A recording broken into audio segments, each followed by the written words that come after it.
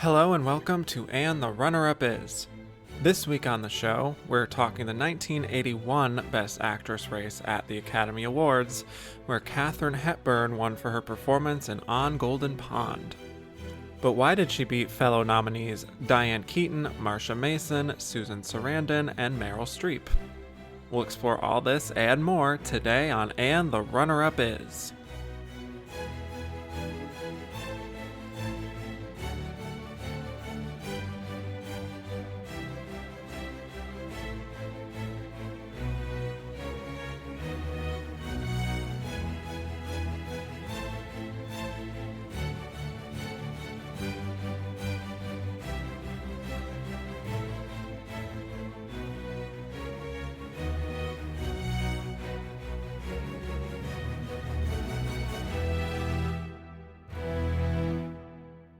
Hello, and welcome back to And the Runner-Up Is. I'm your host, Kevin Jacobson, here to talk about the 54th year of Best Actress at the Oscars, which covered the films of 1981. We'll be discussing how Katharine Hepburn won, why the losers lost, and who we think was the runner-up of this Best Actress race. And my guest today is one of my faves who I've had on the show time and time again. You last heard him on the main show covering the third ever Best Actress year, the year that Norma Shearer won for The Divorcee. Flash forward 50 years in Oscar history, and he is back to break down another fun Best Actress year from Next Best Picture, also host of the Halloweeners movie podcast. Welcome back, Cody Dericks. Thank you. Thank you for having me. We moved from The Divorcee to The Retiree as the winner this year. Very excited to talk about that. I love that. Look at our evolution over the years. And yet, Katharine Hepburn, very much an actress of that era. So she can do it all. Truly. But before we talk 1981, Cody, let's talk Best Actress as a category. So I have already asked you on your first episode what your favorite Best Actress win was, which was Elizabeth Taylor in Who's Afraid of Virginia Woolf. I assume that's still the case? Absolutely. Not only my favorite actress winner, but probably nominee of all time in that category. Wow. Maybe ever. Okay. All right. Well, we'll see by the end of I know you're following along on this Best Actress journey with me, so we'll see if that changes. Who knows? Yes, right? I have a demonic letterbox list of every single nominee now because I'm following along with you as a good student, not just the winners, every single nominee. If anybody has a copy of A Ship Comes In or The Barker out there to help me complete my journey, because those are the only two I can't find, slide into my DMs, please. I would love to see them. Well, we'll talk offline. Okay. But anyway, my alternate question for you here is, what would you rate as your favorite Best Actress lineup of all time? So this is really hard, Kevin. I went through every year, thinking Well, I knew you were up for the task. Yes. Well, I'm sure you overanalyzed it. I don't want to show you my notes because there's a lot of bullet points, but I'll give you what I got. So, there's a lot of years where there are one or two like standout performances and then a few good ones. I'm thinking of 1968, the It's a Tie year has two or three phenomenal performances and then a good Vanessa Redgrave and Pat O'Neill. So that's a good year, but I wouldn't call it great overall. And there's a lot of years like that. So I decided I came upon the conclusion that my favorite year for Best Actress is the 1995 lineup when Susan Sarandon finally wins. Because I think all five of those performances and movies are all great, or at least very good. There's not a bad apple in the bunch. Again, either movie or performance wise, it's just uniformly great across the board. But I think the best since I started watching it as a avid Oscar nerd that I've become. I think 2017 is probably one of the better years in my not lifetime, but awareness of the Oscars. That's another one that all five performances are good. I do think the winner, Frances for Three Billboards, is probably my least favorite of the bunch, but I still love her, so I'm not going to begrudge the win. Yeah. And to remind the folks, and it's not that long ago, but, we had Sally Hawkins, Shape of Water, Margot Robbie, I, Tonya, Saoirse Ronan in Lady Bird, and Meryl Streep in The Post. Yeah, heard of her. Yeah. One of my favorite Meryls, actually. I'll say it. Yeah. One of definitely maybe her best modern nomination. So well, you said it on me. Yeah, there you go.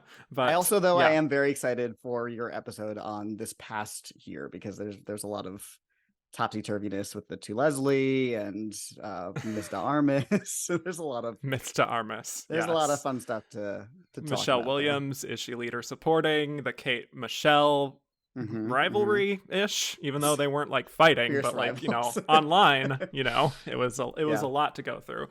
So yeah, definitely a lot of exciting modern races to come. But yes, also 1995. I am so looking forward to that year, and also like the 5 to 10 others that didn't even get in to that lineup that could have made great nominees or winners. You could replace that lineup with probably an entirely different set of 5 women, and it would still be one of the best of all time from that year. Yep. So there you go. All right. Well, my other question for you, we talked about your most heartbreaking loss being you said it was basically a tie between Judy Garland for A Star Is Born and Holly Hunter for Broadcast News. So now we'll open it up even further. Yes, you did. Yeah. At the time, that was your thought. But we'll open it up further, and I'll ask, what's your most heartbreaking snub of all time? Okay, let me just unroll this scroll here. So yes, I'm cheating a little bit. Sorry. Great. I like to be a good student, but I'm going to cheat. I had to give a shout out to the cavalcade of women who, me being the spooky bitch I am, came from horror performances and were not nominated. We've had a few dalliances with the horror genre, specifically more in Best Actress than I think probably most other performance categories, which is interesting. You got Natalie Portman's A Black Swan, you got your Kathy Bates and Jodie Foster in Silence of the Lambs, all horror adjacent performances at least. But there's still a lot of women who did not make the cut because Oscar is snobby towards horror. That's just a fact. And the thing is, you can't even call all of these performances snubs in the classic sense because a lot of them weren't even close to the Academy's radar just because they weren't on the radar, right? No, because of how the horror genre is looked at by the Academy, which I think is a failing on their part, but I digress. It's a long list. I'm not going to give you all of them, but I think some of the big ones that are really, looking back, kind of shocking are something like Deborah Carr in The Innocents. Mia Farrow and Rosemary's Baby is a big one. I don't know how she missed that lineup, especially because they liked Rosemary's Baby. Just swap out Vanessa. She'll be back later. Supporting actress win. Yeah. Exactly. A screenplay nominee that was on their radar. Not Rosemary, not the titular role. I don't understand. Right. And then there's a bunch of things that, were close-ish maybe on the radar, but didn't come to fruition. Things like Naomi Watts in Mulholland Drive, which I contend is a horror performance. I think so.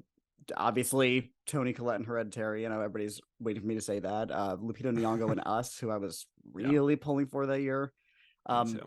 Just in general, a lot of missed opportunities to award some great scream queens. Yes, very much so. And I will just break news to you, even though by the time people listen to this, they will already know this, but that is the topic that is going to be A Woman Robbed for October, is horror performances that were not recognized by the Oscars, of which there are many, including most of the things that you already listed. And I've already talked about Mia Farrow and Rosemary's Baby, and yet there is still a very long list to pick from there. So I can't wait for that.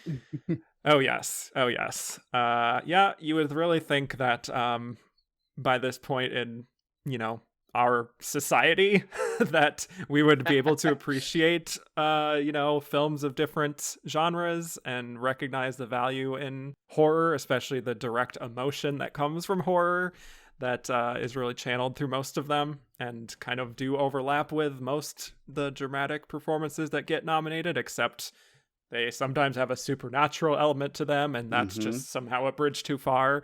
So yes, more on that later this month. I mean, this was a common talking point this year, but Hereditary, sure, it's got some demons, but you take those out, and it's a family drama about a woman in mourning. So what's the problem? Yeah.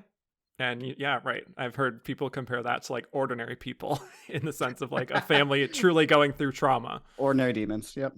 Right? Yeah. All right. Well, that is very good. Great choices all around, as always, Cody. So let's talk about this year at the Oscars, the 54th Academy Awards. The nominees were Katharine Hepburn in On Golden Pond, Diane Keaton in Reds, Marsha Mason in Only When I Laugh, Susan Sarandon in Atlantic City, and Meryl Streep in The French Lieutenant's Woman, with the Hmm. winner being Katharine Hepburn. So before we break these down, would love to know your thoughts on this group taken as a whole. I think this is a decent lineup. I don't think it's one of the best of all time, but I do think it's an important one. I think this is a pivotal moment in Academy's story that has been laid out over the past whatever many years. Yeah. Notably, this is the final Katharine Hepburn and the first Meryl Streep lead performance to be nominated. So I think that alone, you would just have to look at this year as being a turning point in how we look at performance quality, especially from women, because the school that Katharine Hepburn went to and the school that Meryl Streep went to in terms of acting styles are vastly different, Very but different. both lauded by the Academy. So in that sense, I think it's a good year to talk about. Plus, there's three other Yes. wonderful ladies. It's not just them two. And the other three. And the other ones. Yeah. Yes, right. This is a weird one for me, to be honest. It's another one where I generally like or love all of the actresses involved here, but I also think that each of them kind of have their pros and cons in Yes. these films. So there isn't one that super stands out above the rest that would make it my super obvious winner.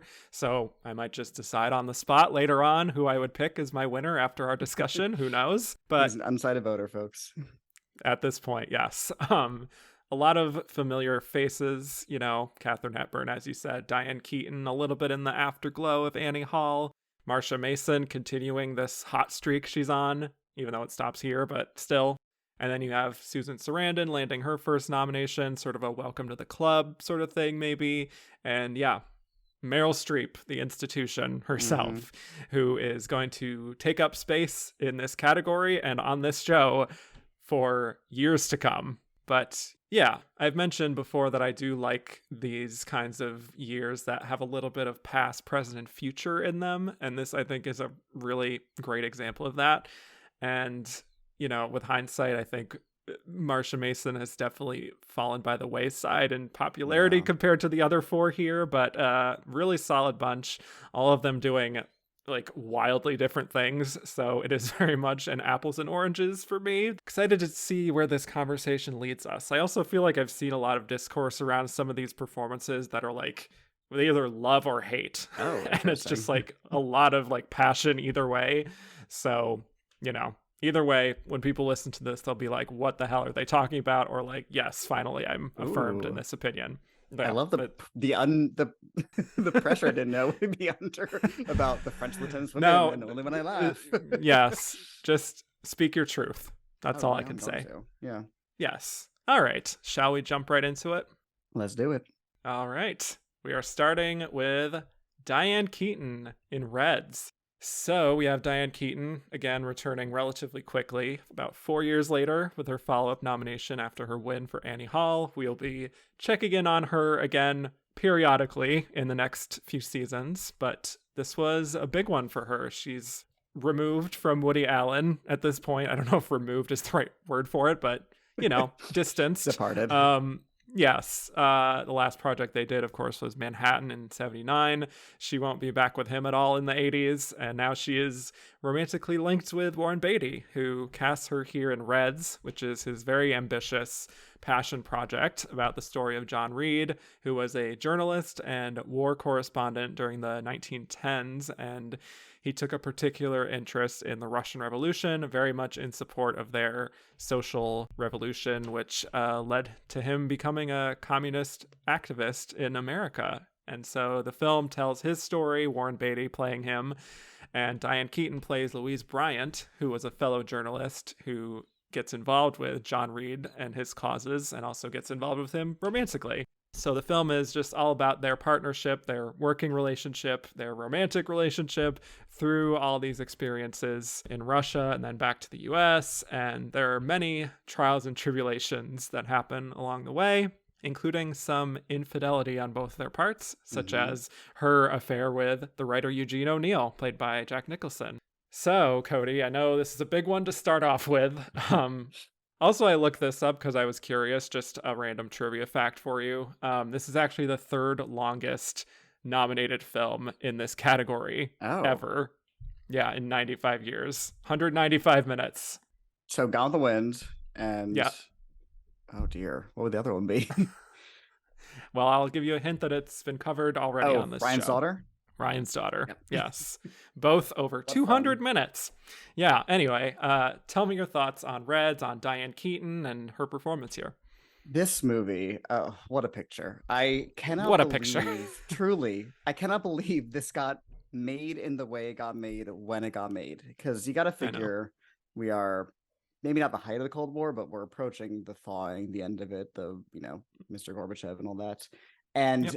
this is a movie totally, I don't want to say sympathetic to the Soviet cause because it does point out some of their failings socially and politically, but in fighting.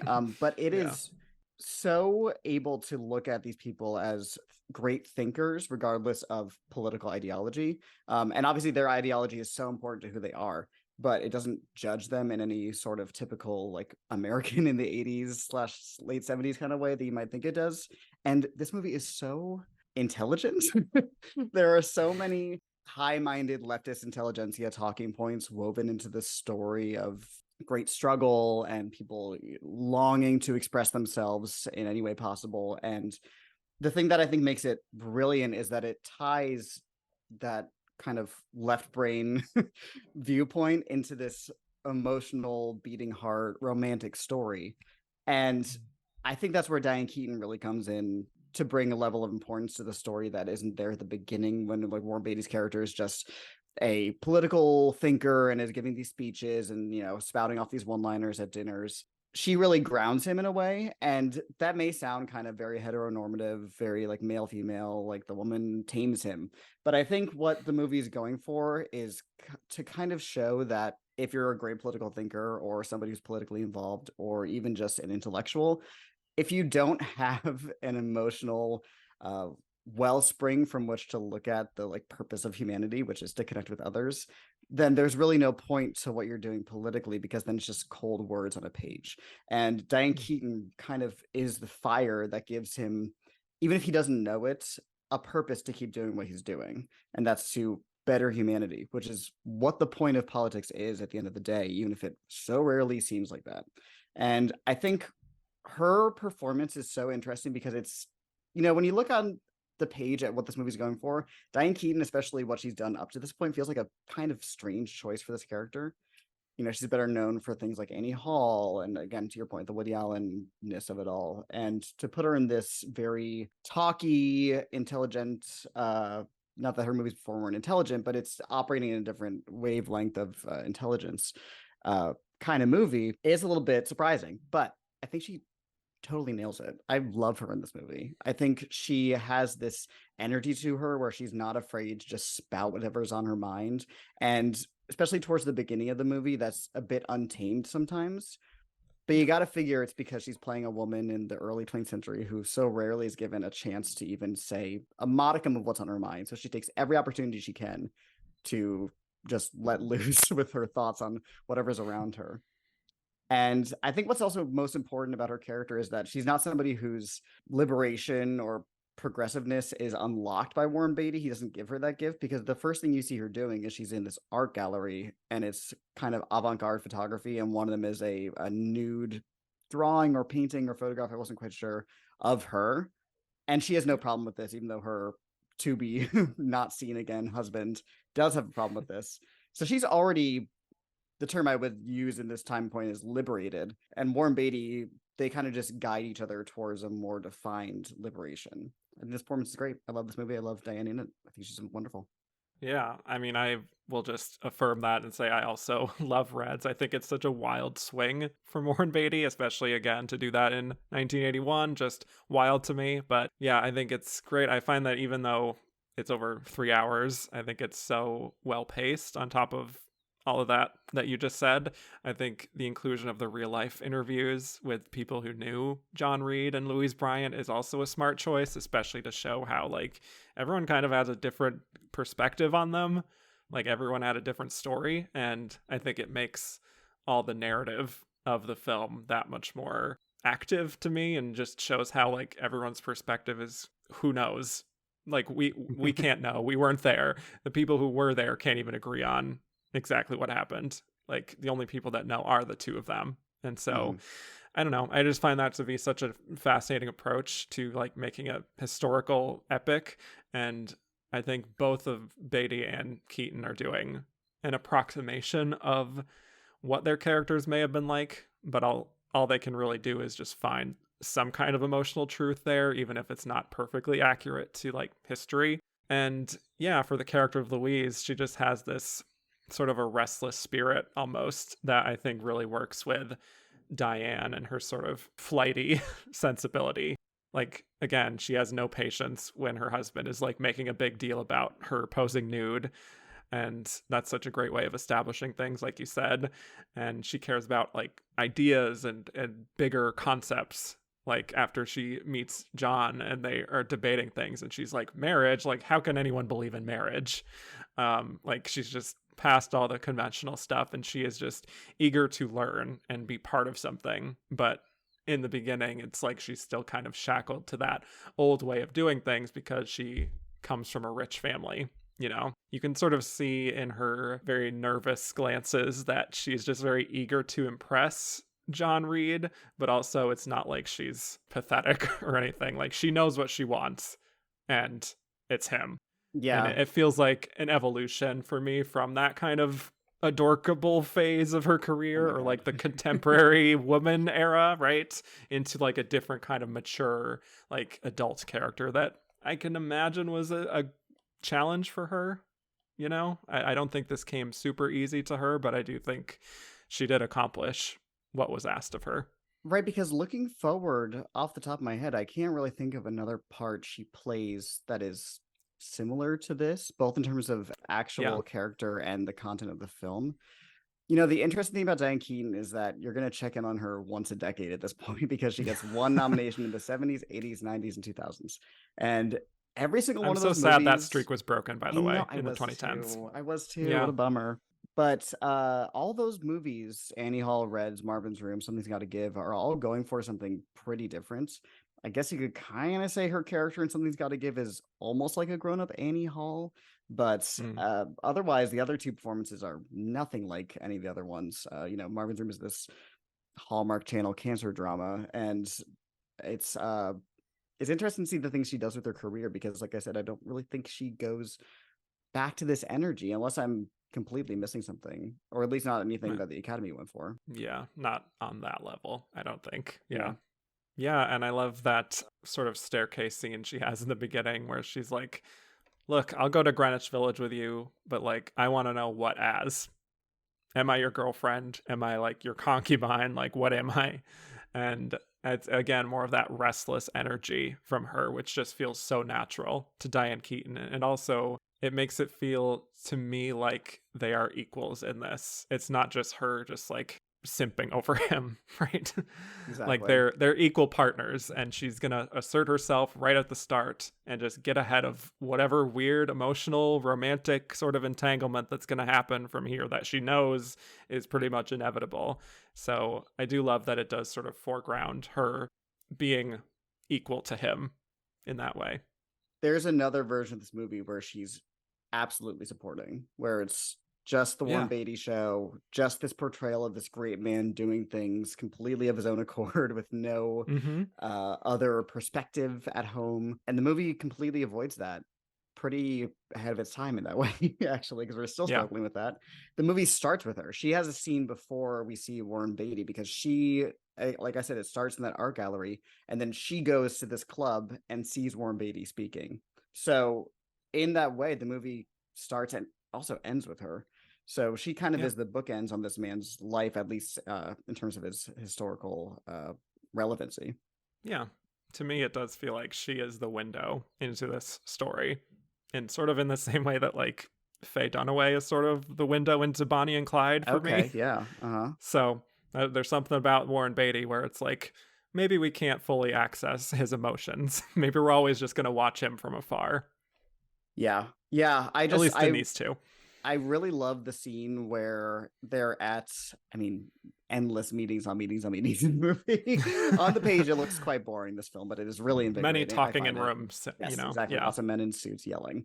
And it's one scene where there's a schism happening in the American Communist Party, and Warren Beatty takes his party into the basement. They form a separate party, and then one of them, he goes to Russia. It's a whole thing. But Yeah. she's standing by, kind of watching this meeting happen where motions are being passed and seconded, and yays and nays are flying left and right. And one of those that just happens to go by really quickly is they nominate Warren Beatty's character to go to Russia to look for approval for the American Communist Party from the actual Soviets, a journey that he does not come back from, to spoil the film. Mm-hmm. And it happens so quickly, and you just see Diane Keaton's face not sink, but she's kind of just gobsmacked that this is happening so quickly with no care for not even just her, but his responsibilities in America. He clearly is just chasing relevancy and importance, even if it's something that he isn't even giving a second thought to, which is in this way, in this moment, smuggling himself into a foreign nation. And again, I think that's important to the story as a whole, because she gives it this humane perspective while never sacrificing her own intelligence. She's not just there to kind of go, where were you? You said you were going to be home at 8:00, which she might in another movie, but she's totally her own independent being. What If There Was a Wife type of film. Yeah. To do that exactly. callback. Yeah. And I think that's just a testament to what she can do with her face, because so much of that is just her silently watching, and yet you understand completely what she is thinking, and you are probably sympathizing with her way more than you are with him. The same thing, like when they're at Greenwich Village and she is like kind of lost in a way, like she feels isolated by the political friends that he has, that she either finds very tiring, or she can't keep up with them, or she just isn't fitting in. And that growing frustration, I think, is palpable. And like her facial reactions when she's not winning over a room, or sort of keeping quiet to herself, that like this isn't quite what she envisioned her life to be. There's a great scene where it's a montage of all these dinner parties and political conversations and just people squabbling. And one of them, Maureen Stapleton, in her Oscar-winning role as Emma Goldman, she is talking about the pointlessness of voting in a two-party system if you are so intrinsically opposed to what that democracy is doing in the first place. And Diane Keaton's character tries to speak up, and you can tell it's the first time that she's ever really made herself known as an independent thinker. And it does not go well. Emma Goldman, I mean, I can't think of a worse person to have your first political conversation with than Emma Goldman. So she just shuts her down immediately. Fair. And you can see her kind of crestfallen, but not defeated by it. And I think that's an intelligent decision on both her and Beatty as director's part. Yeah, absolutely. And we also have many blow up fight scenes to kind of, go in the complete opposite with the range there, the subtlety and the big blow up arguments. Her just being like, he's not reliable and he's not communicating when he's coming home, and she's just feeling like she is living on the margins, essentially. And I love this kind of inner turmoil she has of feeling like she wants to stop needing him.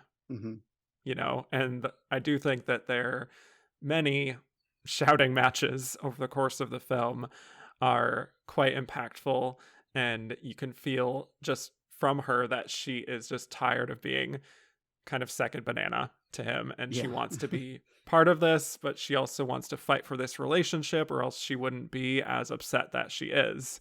It's not like she wants to push him away, but like she wants him to reach out to her. And I think it's that passion and her anger. It's so direct and real. And I think you don't always get that from Diane Keaton, who, is great in many films. But I feel like there's something about this that just feels much more down to earth to me than her other roles. It's definitely more grounded than she's been allowed to be up to at this point, I would say. Well, but yeah. As we're talking about it, I kind of am drawing parallels between the way her character in Annie Hall, the character of Annie Hall, one might say, talks, which is kind of to go on these really quick monologues. Like I think of that monologue about her narcoleptic uncle who died and she can't stop laughing about it, which is an incredible piece of comedic introduction to a character. The way she just fires off stories like that with abandon is not dissimilar from how her character in this movie fires off her political beliefs without even worrying about who she's talking to or the context of what she's discussing and like if it's an appropriate thing to be doing. She just has so much to say inside of her. She's bursting with these ideas that whenever she gets the chance to, she's going to just unleash them. And in that way, I actually can see the thinking behind casting her, besides the fact that she and Warren Beatty were together, but that's another story. Yeah. But I can see the abilities that she has in one realm in a comedic way being used similarly in a dramatic fashion. I think that's kind of canny of her to use those gifts in similar ways, but in different stylings. Yeah. I think sometimes she is a little bit dismissed as an actress as more of just like a personality, more so than like a super strong like thespian kind of actress. Well, yeah, right. But I think this is a great example that proves that very much wrong. And I don't know if she still has, I mean, I assume she still has that in her all these years later. I just wish that a director would take a chance on her and give her something a little more substantial. I don't know if she wants to do that. You know, she is her own woman and she can do whatever she wants at this point. But wasn't she just in some sort of teen body swap movie where she was? Oh, yeah, Mac and Rita. Yes. Okay. A Razzie nominee for that. Oh dear. Well, more on that later. Yeah. But yeah, I also think she is a great romantic partner with both Warren Beatty and Jack Nicholson. I love the sexual chemistry going on between her and Eugene O'Neill because it's like he values her. You know, he knows that she should be more at the center of things than she is now. And I don't know, there's something very innate going on between the two of them because he does hold her in such a high regard. And it just feels it's so much easier to be with Eugene for her. Like there's less pressure. Right, which is hilarious because it's Eugene O'Neill who right had some stuff going on. Yeah, but like she's so relaxed, so comfortable with him. And I just think that her and Jack Nicholson are such a fun pairing. Obviously, we'll see them again way down the line with Something's Gotta Give, where we will revisit this dynamic. Together. Oh my God. Yeah, I know. Isn't that crazy? Yeah. Here's Something's Gotta Give, and it's the Iron Curtain. Yeah, yep. But then when John does come back and we have that shot of the two of them like on the couch, her and John, and just looking at Eugene, she has so much to say there with her face without saying anything. And it's this feeling of like, I've made my choice. I'm with John. We had fun. And you gave me the summer of my life. But now, like, let's be adults. Let's move on, maybe. Mm-hmm. That's obviously a lot to kind of draw from that. But that is the feeling that is communicated when she's kind of staring at him, sort of speechless, not knowing what to say. Well, it's important for all three of their characters because it's really easy, I find, for intellectual folk to kind of dismiss the baser things that make us human, like wanting to sleep with somebody, but it's just a fact. And it kind of cracks open how Warren Beatty's character views both himself and their relationship, because then he sees her as an independent person who can make her own decisions, mistakes, choices.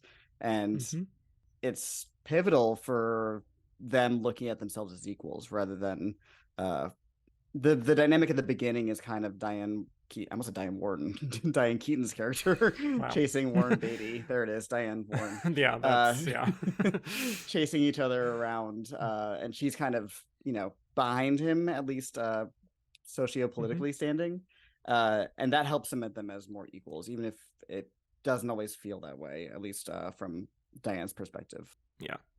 And then when they're arriving in Russia, like those first few days, I think for as good as Warren Beatty is, he can be a little aloof at times for me. And so I'm glad that we have Diane Keaton there and how we see her reaction to seeing like the wealth disparity and the tensions and the huge crowds and everything. It's that feeling of like, you can read as much as you want about what's happening, but until you actually go there and you're on the ground and experiencing these things firsthand, you don't know the true extent of things. And I think she's a good sort of function for that here. Because again, if it was just him, he would just be like, whatever, I'm just laser focused on my politics.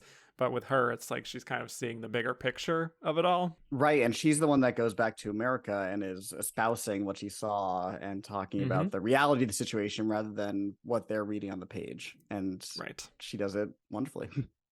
Yeah. And when she's back and sort of testifying before this, like, proto HUAC committee. I love how she is just like fully confident in her beliefs, and she's so sharp, especially compared to the sort of like figuring things out kind of person that she was in the first half, and her sort of like preaching about how Christianity has held the Russian people back. Really just a fun moment because she has this like charisma that really works for where she was at that point in her life. I assume like she has this wealth of experience now. She's seen it on the ground. And so she just feels a much more like confident in her beliefs here. So yeah, she's not only confident, but she also has no doubts, which sometimes that is not the case. There's plenty of people who are confident with anxiety about that confidence. She does not have that, or at least doesn't, betray the fact that she might have that. It's a very assured performance and character. Yeah, absolutely. Were there other moments for you in the second half that stood out? Because I do think most of her great work is in the first half, perhaps. I agree. I think the second half gets much grander. It's much less personal. And while I, as a person who finds Russian history fascinating, do like that better. And also the filmmaking gets much grander. So in that way, it's kind of more as a film to watch. Yeah, right. Yeah. But for her, I feel like it does sort of slightly taper off. Yes, she does a lot of trudging through the snow and such, which is very impressive. But I do think her reaction to both him getting off the train when she when he's returning from the Middle East, and she can't find him at first and she thinks he's dead, but it's not hysterical. She's not overly dramatic. She's very pragmatic while also allowing for the emotional reality of the situation. And the same holds true to his death scene, which is the very end of the film. Again, the movie ends with her crying as the one left behind.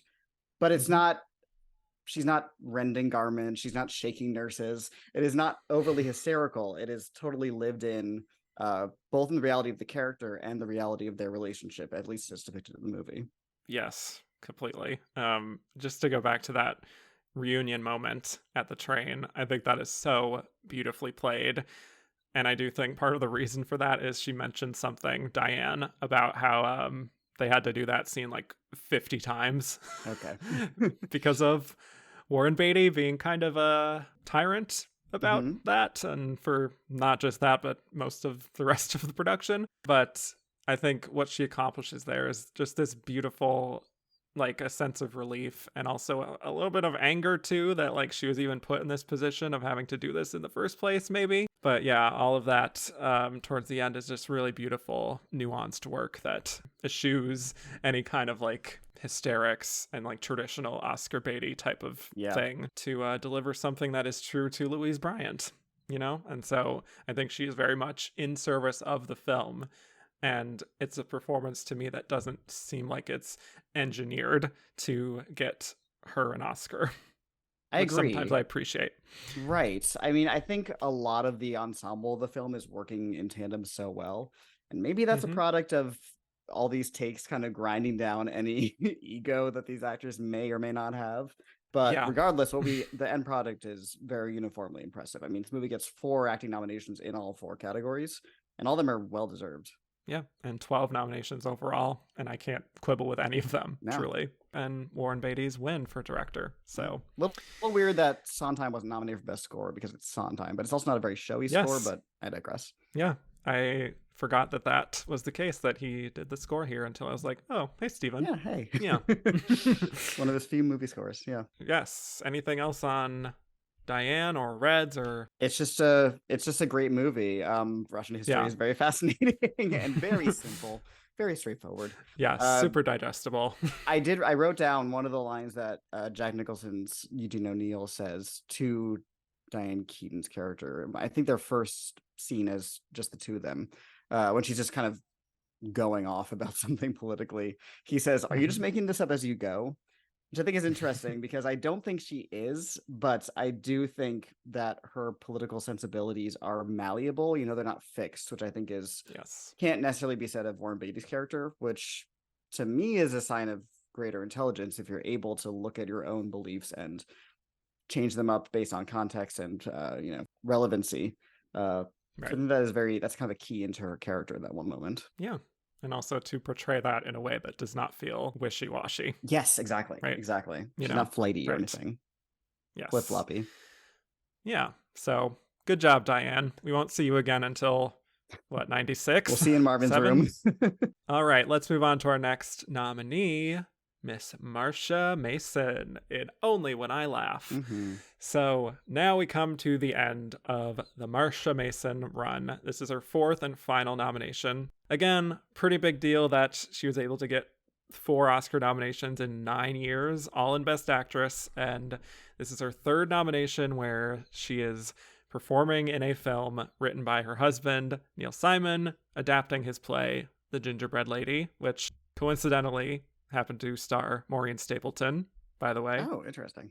In one of her Tony-winning roles. But apparently Neil had told her that she would have to stretch to play this character, and that would be a challenge. But she says in her memoir, I was particularly right for it, although Neil didn't know that at the time. So... How enigmatic. Take that, Neil. Mysterious. Yes. Yes. So Only When I Laugh is about a stage actress named Georgia, played by Marsha, who is coming out of rehab for alcohol addiction at the start of the film. And we see how she tries to get her life back together in the wake of that experience, trying to be a good friend to her friends Toby and Jimmy, and trying to be a good mother for her daughter, who wants to stay with her for a while also trying to mount her acting career again. So let's talk Marsha Mason and Only When I Laugh. Thoughts on Marsha Mason as an actress? And since, again, you've been following along with this series, I'm just curious what you've thought of her and her evolution, and then her final nomination. Oh, Marsha. So right? I can't say that up to this point I've been a Mason head, as it were. Not really my a Freemason, a perhaps. Masonite, exactly. But I do kind of, maybe this is just my homosexual purview, but if a woman is nominated for Best Actress 4 times and doesn't quite have a legacy, I feel like I have to root for her.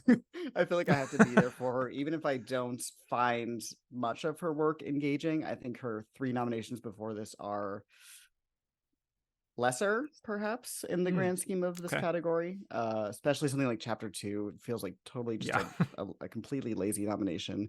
Cinderella Liberty feels like a case of like, name a woman, we need to fill this category. And Goodbye Girl obviously was a hit and a Best Picture nominee and a Best Actor winner, so that just kind of makes sense. And that's a decent performance. I do think Only When I Laugh is pretty clearly her best nomination. I would be keen to hear an argument against that.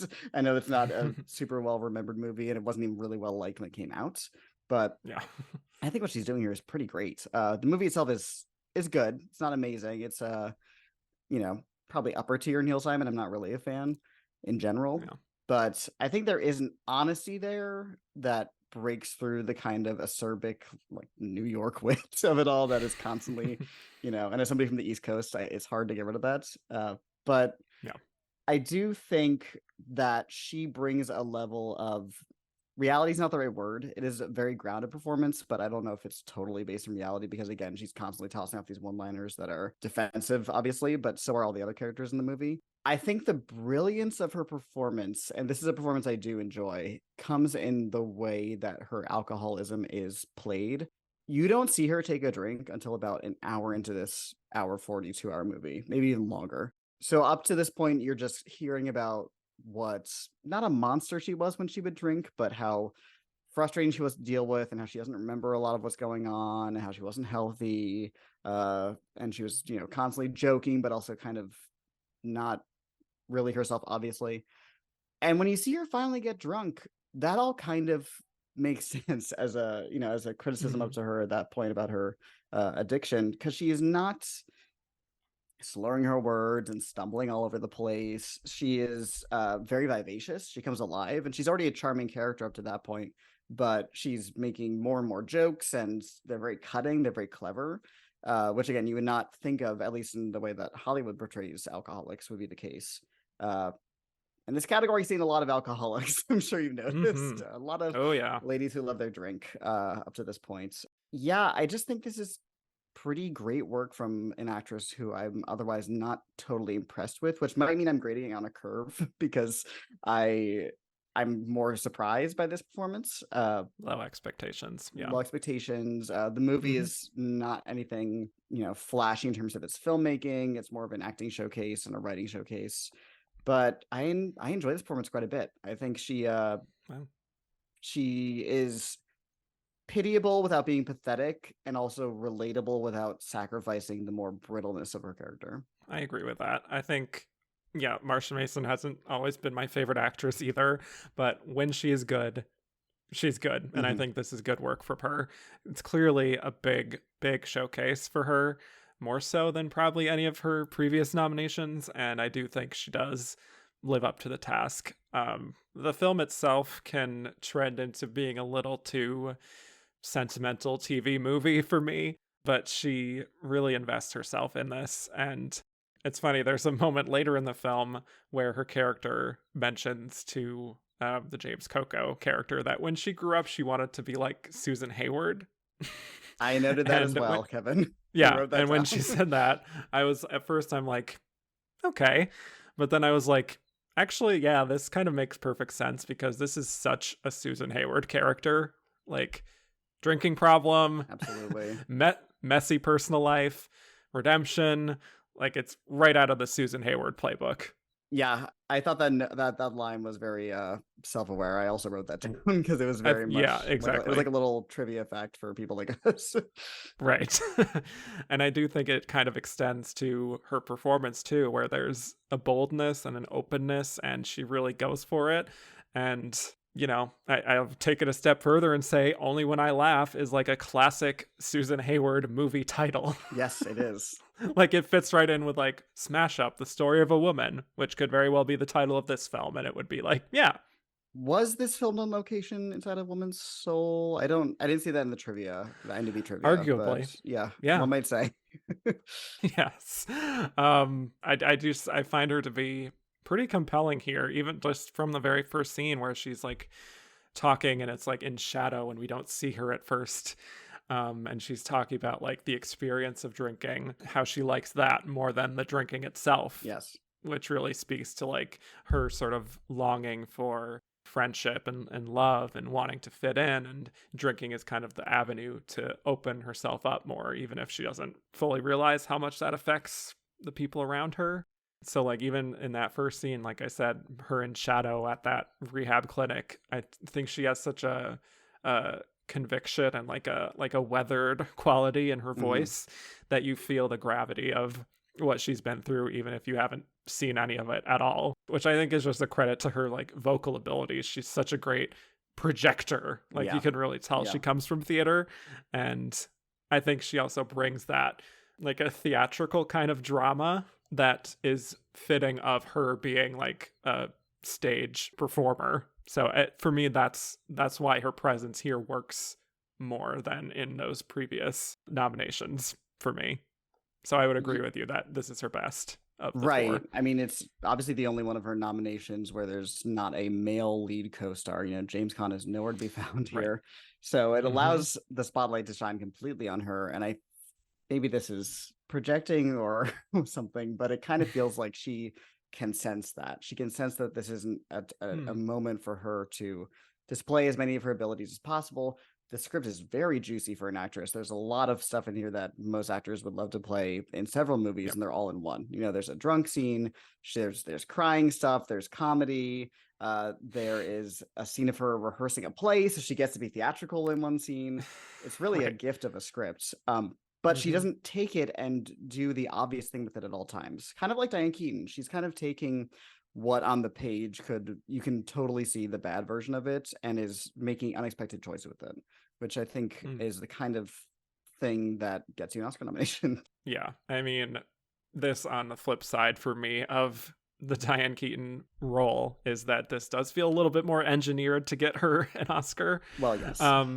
But the scenes that she shares with her friends, I think, seem pretty genuine. Like, all of them are pretty larger than life characters, like always projecting like they're on the stage. And it feels believable that the three of them would be friends, just like trying to figure it out in the big city sort of thing. I mean, like, the first scene with them feels pretty sitcom-y ultimately, but she does have such a presence that looms large and feels different to the other two, who are somewhat over the top to varying degrees of quality. I don't know how you feel about the James Coco and Joan Hackett performances too. Yeah. Yeah, they're fine. They're not, I wouldn't call them Oscar worthy, but no, I wouldn't call them Razzie worthy either. Yeah. Sorry to James Coco, who does have that distinction of being one of the few to be Oscar and Razzie nominated. Yes, 2 for you, James Coco. You go, James Coco. Yeah, right. What do we think of her chemistry and her relationship with her daughter, which is such a key element of this? It's a little bit like a Quinn Cummings kind of goodbye girl, but like grown up, I would argue. That's a very good comparison. I do like Kristen McNeil in this movie. I think she's probably my second favorite performance behind Marsha. And she's the one who's not nominated for this movie, basically. Yeah. I think they have the kind of energy of two people in New York. You know, she's very much a city kid.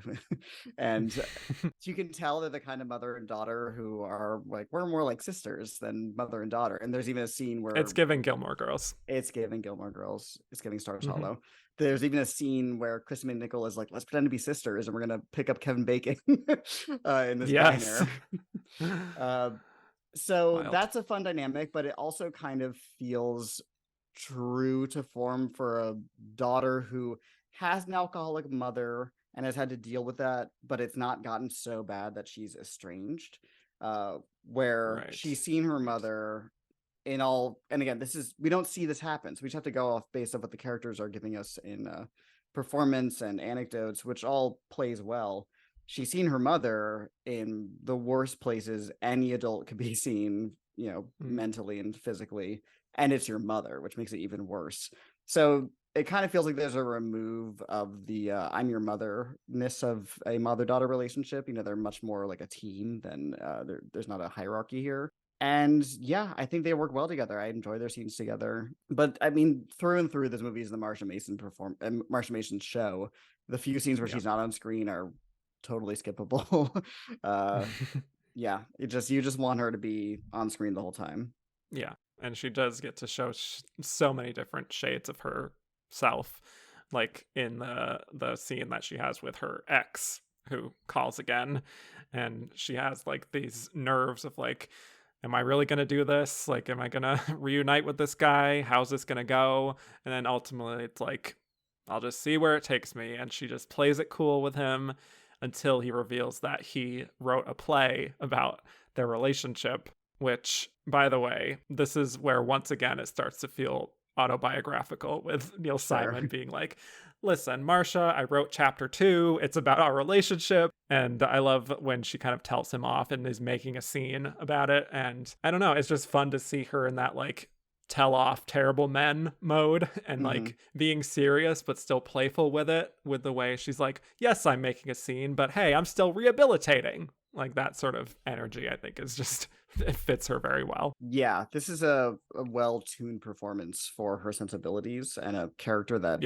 like you said, feels perfect for her. Not to say that there's nobody else that could have played this. That's not true at all. There's plenty of actresses who could play this role and maybe even done better. But I think what Marsha brings to it, with the Neil Simon of it all, it's very, you know, author muse. Oh yes, his language works well with her abilities, and I think makes her well appointed for this part. Yeah, and then also her telling her daughter about it, knowing that her daughter's going to have her reservations, I think is another really good scene for her, where she's in this space between like wanting to do this but also knowing she probably shouldn't for her well-being, and that it would not be beneficial, especially for her recovery.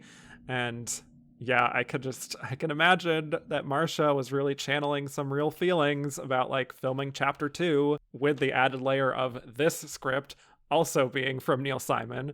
So I don't know, it's natural that it feels so like in the pocket, her playing this character, even if it means sort of, you know, processing her own traumas, as it were. Yes. Yeah. I also really love the scene where you see her rehearsing the play.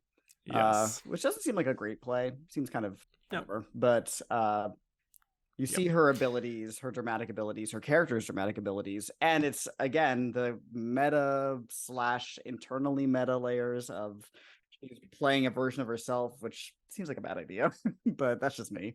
And Yep. can't finish the scene because it's too hard. But it's not over the top and histrionic. It's keyed into the energy of the movie. I really like that scene. Yeah.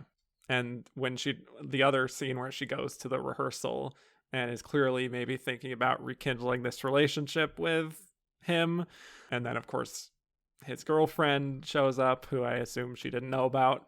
And she just has like this faker than fake smile as she's talking to them. And then once they're out of sight, she just like storms off.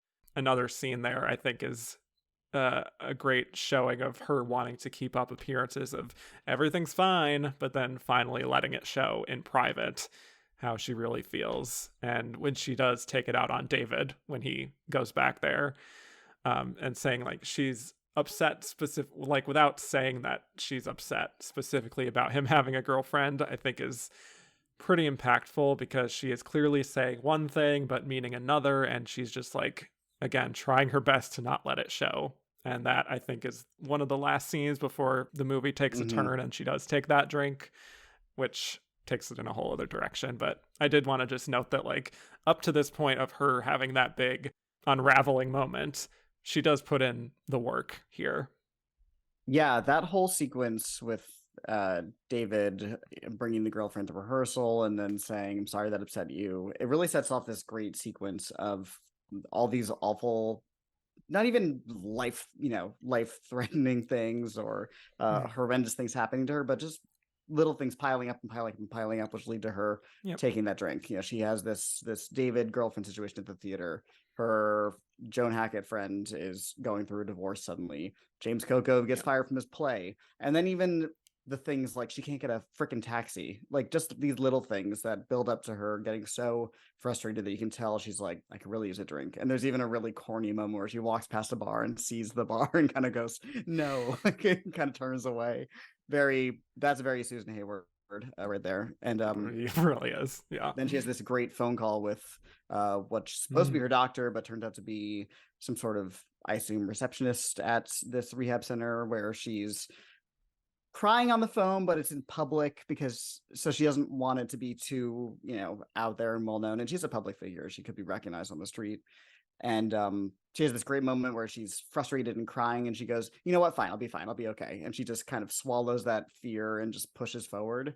And it's just such a good rationalization on the character's part. And then it leads to her going to this, not even party, this gathering, this people complaining about their lives, or James Coco and Joan Hackett, that leads to her taking this drink totally unceremoniously. I really like the way that the film handles her finally having a drink. It happens so fast that if you look away, you wouldn't even notice it, which is probably what the character was going for. She just kind of grabs a glass of champagne off the mantle, chugs it down, and then keeps walking. And I think that's note of that too. Yeah, I think that's a smart way to show how slip-ups and relapses can happen. It's not always this, shaking, crying, give me one more drink kind of thing. It can be as simple as just grabbing what's near you and chugging it down. Yeah, feels very realistic, I would say. And then when she does start to become a little bit of that sloppy drunk, just as like very loud and, confrontational almost, and she becomes almost an angry drunk at times, like whenever she's called out on it, it's very uncomfortable, pretty bracing. But I do think she nails that gradual falling apart and the sort of lack of judgment, the lack of like tact. And I think she's pretty mesmerizing. I've again been a little iffy on her at times through this series, but this is probably her best scene that I've seen from maybe all 4 of the films that she got nominated for.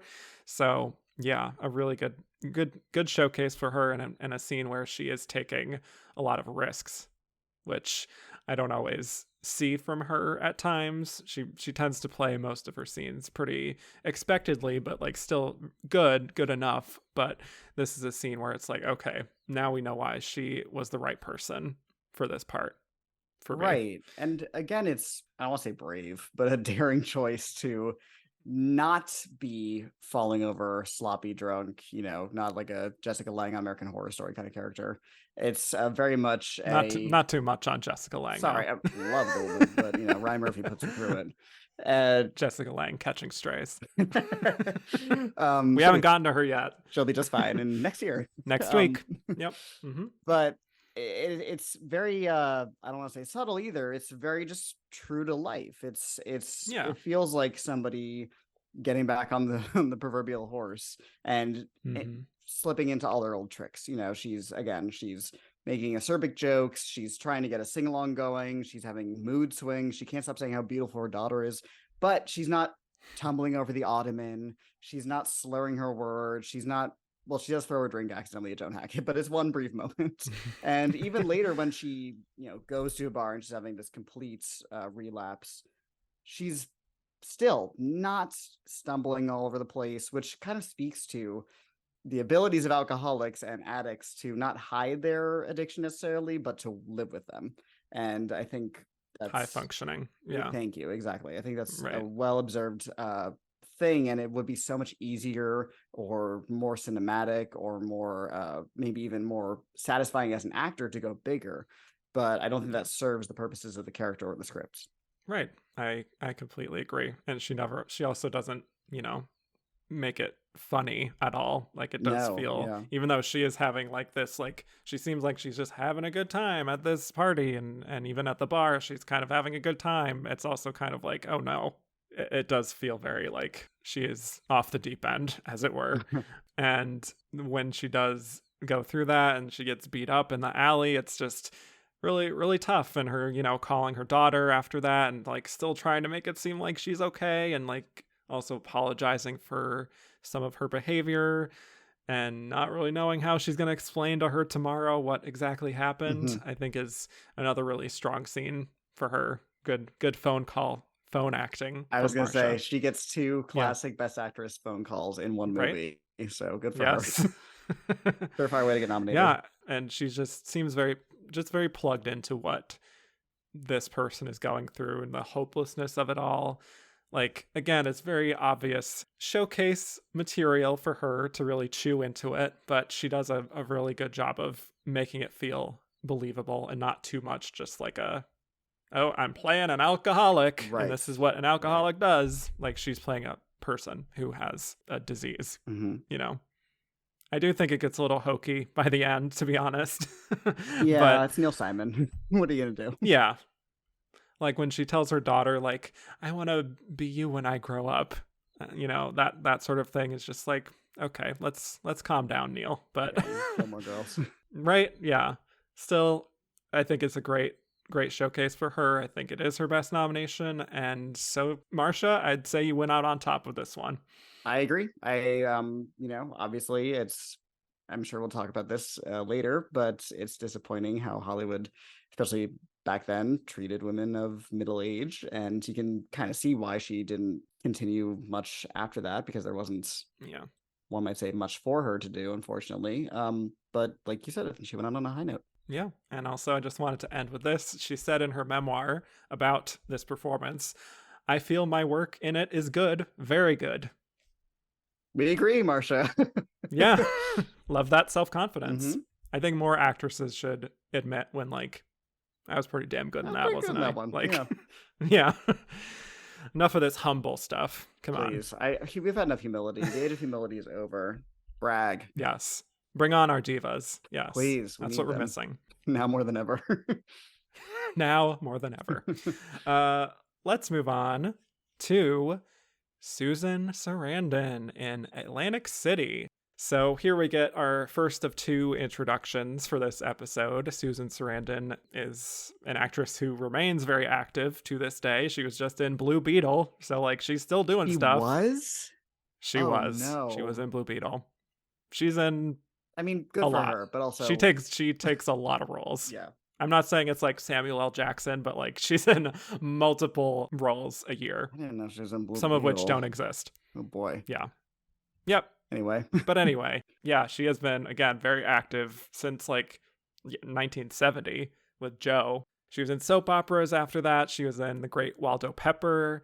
And most notably in the 70s, she was one of the stars of the Rocky Horror Picture Show. There was. And then going into the 80s, she's in a relationship with the director here, Louis Malle. working with him on Pretty Baby, and then here for Atlantic City. And she was actually, I didn't know this beforehand, but a pretty integral part in Louis Malle finding this story here for Atlantic City, where she actually suggested the script from her friend, John Guar, which he ends up writing the screenplay here. So good for her. She doesn't get like a story by credit or like producer or anything, but she was involved in what this film ended up being. So Atlantic City takes place in Atlantic City, in my in home New state, Jersey. my home state. Thank you very much. There we go. This is a great representation for my state too. Is it though? Yeah, we'll explore that.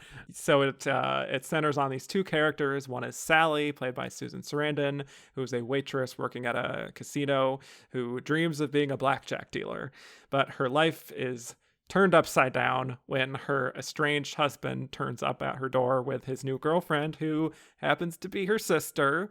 Don't you hate when that happens? She's pregnant. Yes, and he's trying to sell cocaine that apparently he stole at a drop-off, but the gangsters, they come looking for it and they end up killing him. Meanwhile, Burt Lancaster plays Lou, who's an aging gangster and neighbor to Sally, who secretly likes to watch her, and he ends up taking care of her in the wake of her husband's death, with her not really knowing that he had some involvement in her husband's stolen cocaine, which he has in his place for safekeeping, and the gangsters are still wanting to get the rest of it back. Very interesting film. Cody, let's talk Miss Susan Sarandon and her first nomination here. I know. First of many to come, at least in a brief period all of in time. the 90s. Yep. I do think this movie is important in establishing the kind of Susan Sarandon characterization. She's playing somebody who's assured, but not necessarily high status, and is looking to help herself out, kind of no matter how.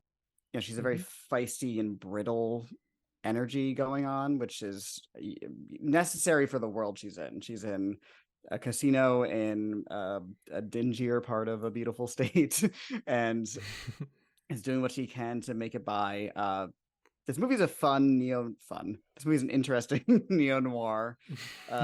There's tons of characters and side plots going on, and it's a bit complicated, but you can still follow it. And everybody's out to just help themselves. And I don't want to say Susan is like the humanity at the center of it, but it kind of feels that way a bit. You know, you're following Burt Lancaster mostly. This is not necessarily a two-hander kind of movie. It's definitely more his movie. Although I do think she is a co-lead, but that's another conversation. I think she's somebody, and this is true of a lot of her performances, you inherently root for her. You want to see her succeed in not just in the grand scheme, but moment to moment, because she goes through a lot in this movie. There's a lot that happens to her, and mostly she kind of just picks herself up, brushes herself off, and moves on to the next thing, which is necessary to understanding her character. I think this is a good performance. Good job, Susan. Yeah, Susan is always someone I've liked as an actress. I do think she has a real like old school, old Hollywood vibe where you could absolutely see her being a star in that era. Her voice especially is very specific. Her face, her confidence, her vulnerability, it's her sensuality even. There's a lot she can do, I think, and she can really sort of mold herself into a lot of different kinds of movies and also find a greater depth even when on the page what she is given is not always having the most depth. Sure. And I think that is the case here, where she again is in this phase of her career where she's young and pretty and feisty, and she could easily be reduced to being a certain kind of young woman. But what I find really interesting about Atlantic City, this film, is just how much it plays with this sort of idea of surface versus reality. And like even from the first shot of her like squeezing lemons and like lathering the juice all over her body, with Burt Lancaster's character being a real peeping Tom watching, I think it sets her up as someone who is not always in control of her own narrative, her own life. And a lot of the story is her wanting to be somewhere else and being caught up in the sort of ramifications of her husband being kind of messy, Yeah. but sort of not knowing how to get out of this rut that she's been in for a little while now. And I think the film is very much about her growth. It's about, again, a lot of other things are going on in this film, but I do think she is one of the absolute key emotional components. Yeah, it's a very idiosyncratic movie. What Yeah. the director does is he presents a lot of things, he shows you, and then later you learn what exactly is going on there, or through context.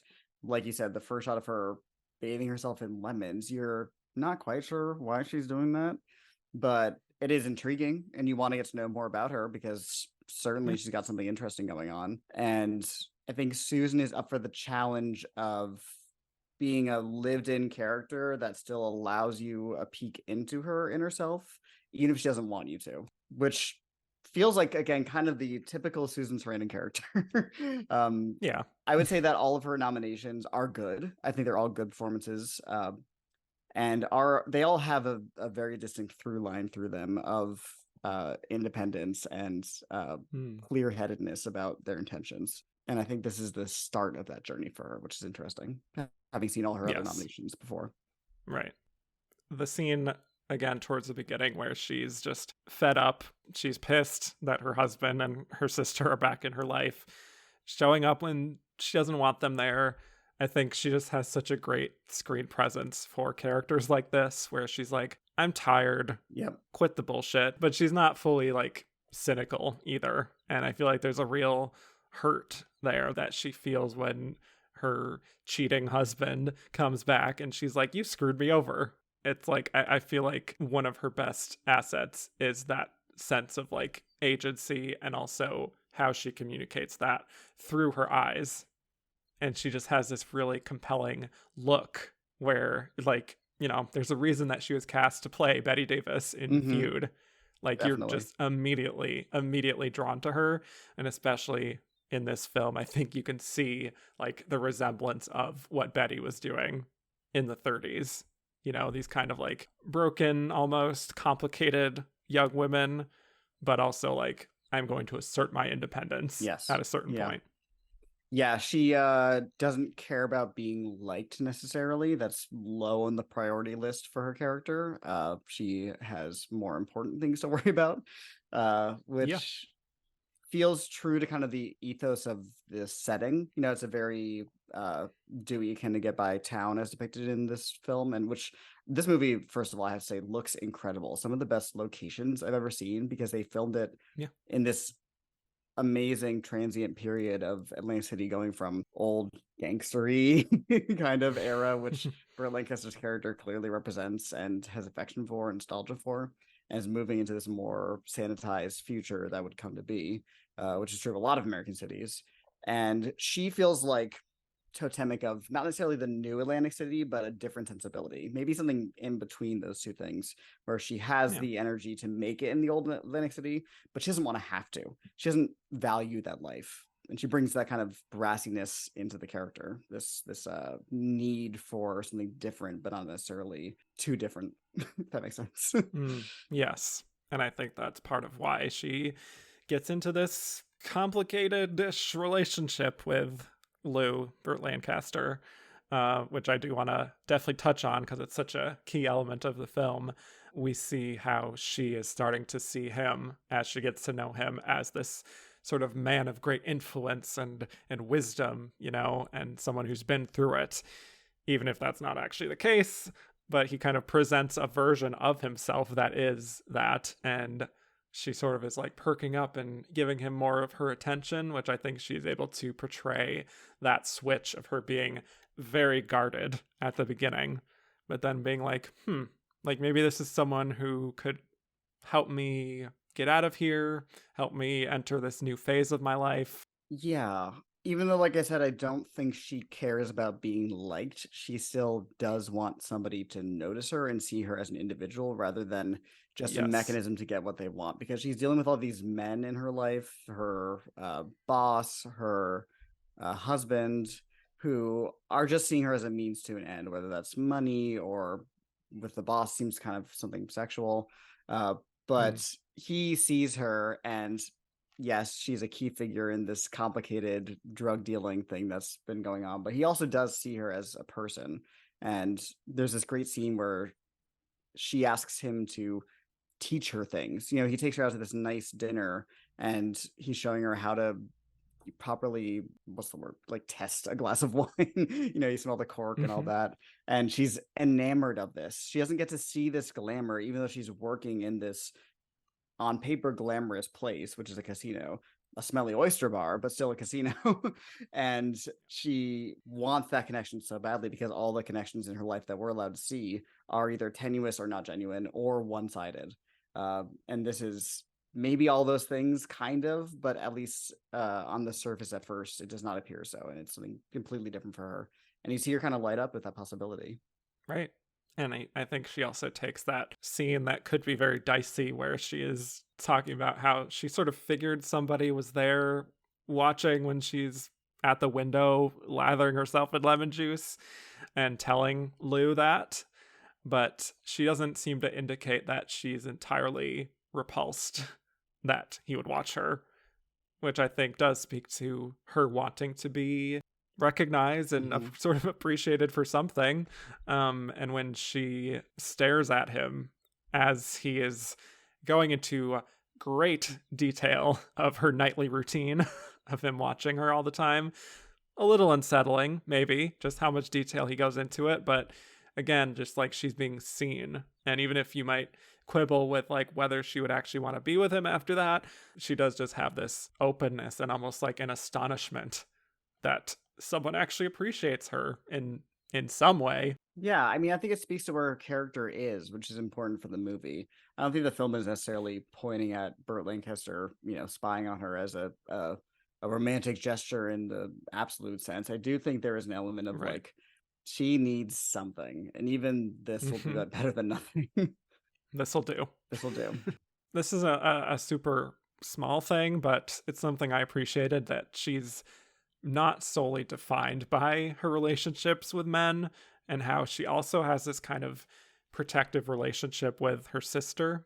Almost every scene that they share, she's trying to protect her. Like she puts her hand on her shoulder and she's like running her fingers through her hair in this very loving way. And to me, it just sort of, that's an element that doesn't really go too much explore that relationship, but you can definitely sense this sort of world outside of what's happening in the film of what her life maybe was at one point before she got estranged from her sister, maybe. Right. Well, she, against her better judgment, she brings her estranged husband, pregnant sister, into her apartment because they have nowhere else to go, and they completely betray that gift, but in every way. But I think that also speaks to her character's goodness. Even if she doesn't want to show that necessarily, she still is a good person, and she's like, well, I'm not going to put them on the streets, so sure, come crash on my couch, even though you're going to be annoying and steal from me probably, but just better that than on the streets. Yeah, which again feels very real to me. Yeah. Like I know people who would do something like that, you know? So family's family. So after the point that she knows that Lou was sort of involved in this whole drug situation with her husband, she has a really great monologue that I happened to write down because I was just like, she has some like musicality with it that really plays, where she's like, you're playing with Dave's money. I'm owed it. You're buying me roses. I'm getting fired from my job. I'm supposed to sit here like some Vegas bimbo. Look, mister, I got hoods beating the shit out of me. If I'm going to get beat up for money or drugs, I want to have that money and drugs on me. Which could come across as a little phony maybe or silly, but I do think she is able to sort of ride the line of being very serious in her tone, but also finding this like great rhythm with it. Like she really just knows how to deliver when she needs to. She turns it on for that moment, but again, it's not a super showy performance. I feel like we keep saying that this episode. Right. It's not a very. No, it's true. She doesn't take every scene and kind of like kick down the door and start, screaming, because I don't think the character allows for that, and the character wouldn't do that. There's some moments of histrionics for sure. There's this great moment where she's getting kicked out of the casino and she's, kicking and yelling at them. But again, it's not too over the top. Even though this movie is a bit wacky, you know, like the whole Kate Reid character is very odd. There's a lot of weirdness. A lot going on there. Yeah, kind of like some elements of like Twin Peaks almost, where these characters you see really briefly are just kind of like doing their own thing, and you're like, that's interesting. On to the next thing. There's a lot of that in this movie. There's a lot of ideas. Robert going Goulet on shows here. up. Yeah. So after that, people are being shot, and it's kind of like a past the point of no return sort of situation. Like they are running away and trying to figure out what they're going to do next.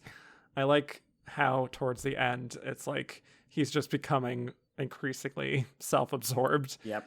And feeling like, oh, I have become the gangster that I've always wanted to be. Exactly. Like, did you see me back there? Like, pew, pew, pew. Like, did you see me?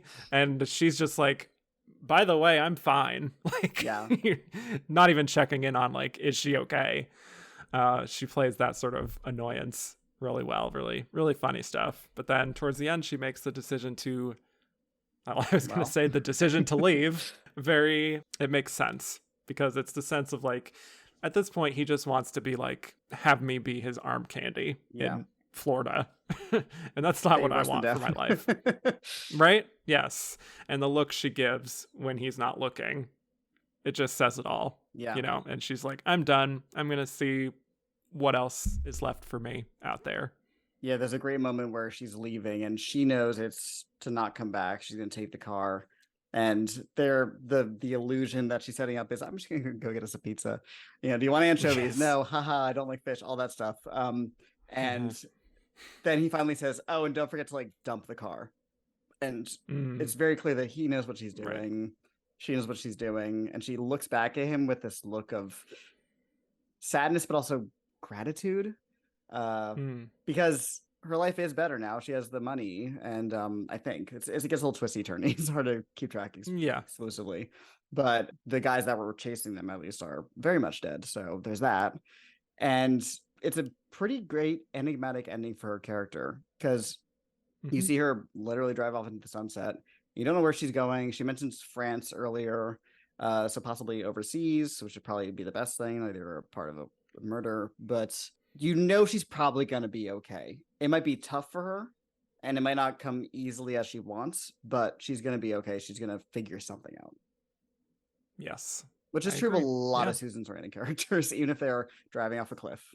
Maybe that's what this character's future is. She becomes Thelma. Oh, well. Or Louise, sorry. Was it? Yeah. How about that? Yeah, I like that Susan Sarandon cinematic universe. Yes. Anyway, while you were mentioning that, my brain is broken, so I thought of the song "For Good" from Wicked. Got it. Yep. Nope. Who could say if I've been changed for the better, right? But because I knew you, I have been changed for good. You don't have to explain yourself to me, Kevin. Okay. Well, for the audience. Broken brains united. Yes. All right. Well, on that note, anything else on Susan before we move on to our big one? Just a stray note. I like that. I think it's funny that her husband's name is Dave Matthews. And they keep being like, Dave Matthews is dead. That is fun. Yeah, that's all. All right. Strap in, folks. We are here for our next nominee, which is Meryl Streep for The French Lieutenant's Woman. All right. This is the start of a major, major presence for the rest of this show. As I said, we are finally in the Meryl Streep era. Of course, already an Oscar winner by this point, already a 2-time nominee. First for The Deer Hunter in 1978, and then she wins for Kramer vs. Kramer the next year, both in supporting. French Lieutenant's Woman is her very first lead nomination. And here is where she will almost always be moving forward. She only has 2 other supporting nominations and 17 in lead in total as of now. So it's going to be fun. Yeah. But yes, Meryl Streep, born and raised in New Jersey, and she went on to study theater at Vassar College and at Yale School of Drama, where she was already revered as like the most gifted student in her class, pretty much wherever she went, much to the chagrin of some of her classmates, including Sigourney Weaver. Hey. Love that. They both made it, but still, yeah. I just think that's fun. Yeah. And she started acting on the stage in 1975, went on to score a Tony nomination. She made her film debut in Julia in a small part, but one that sort of made people perk up and be like, who's she? What's her story? And she wins the Emmy for Holocaust, which is a miniseries. So, already an Emmy winner by this point, and she gets those Oscar nominations and the win, and it's just off to the races. So she's on the cover of magazines. She has headlines like "A Star for the '80s" and "Magic Meryl." And so, like, yeah.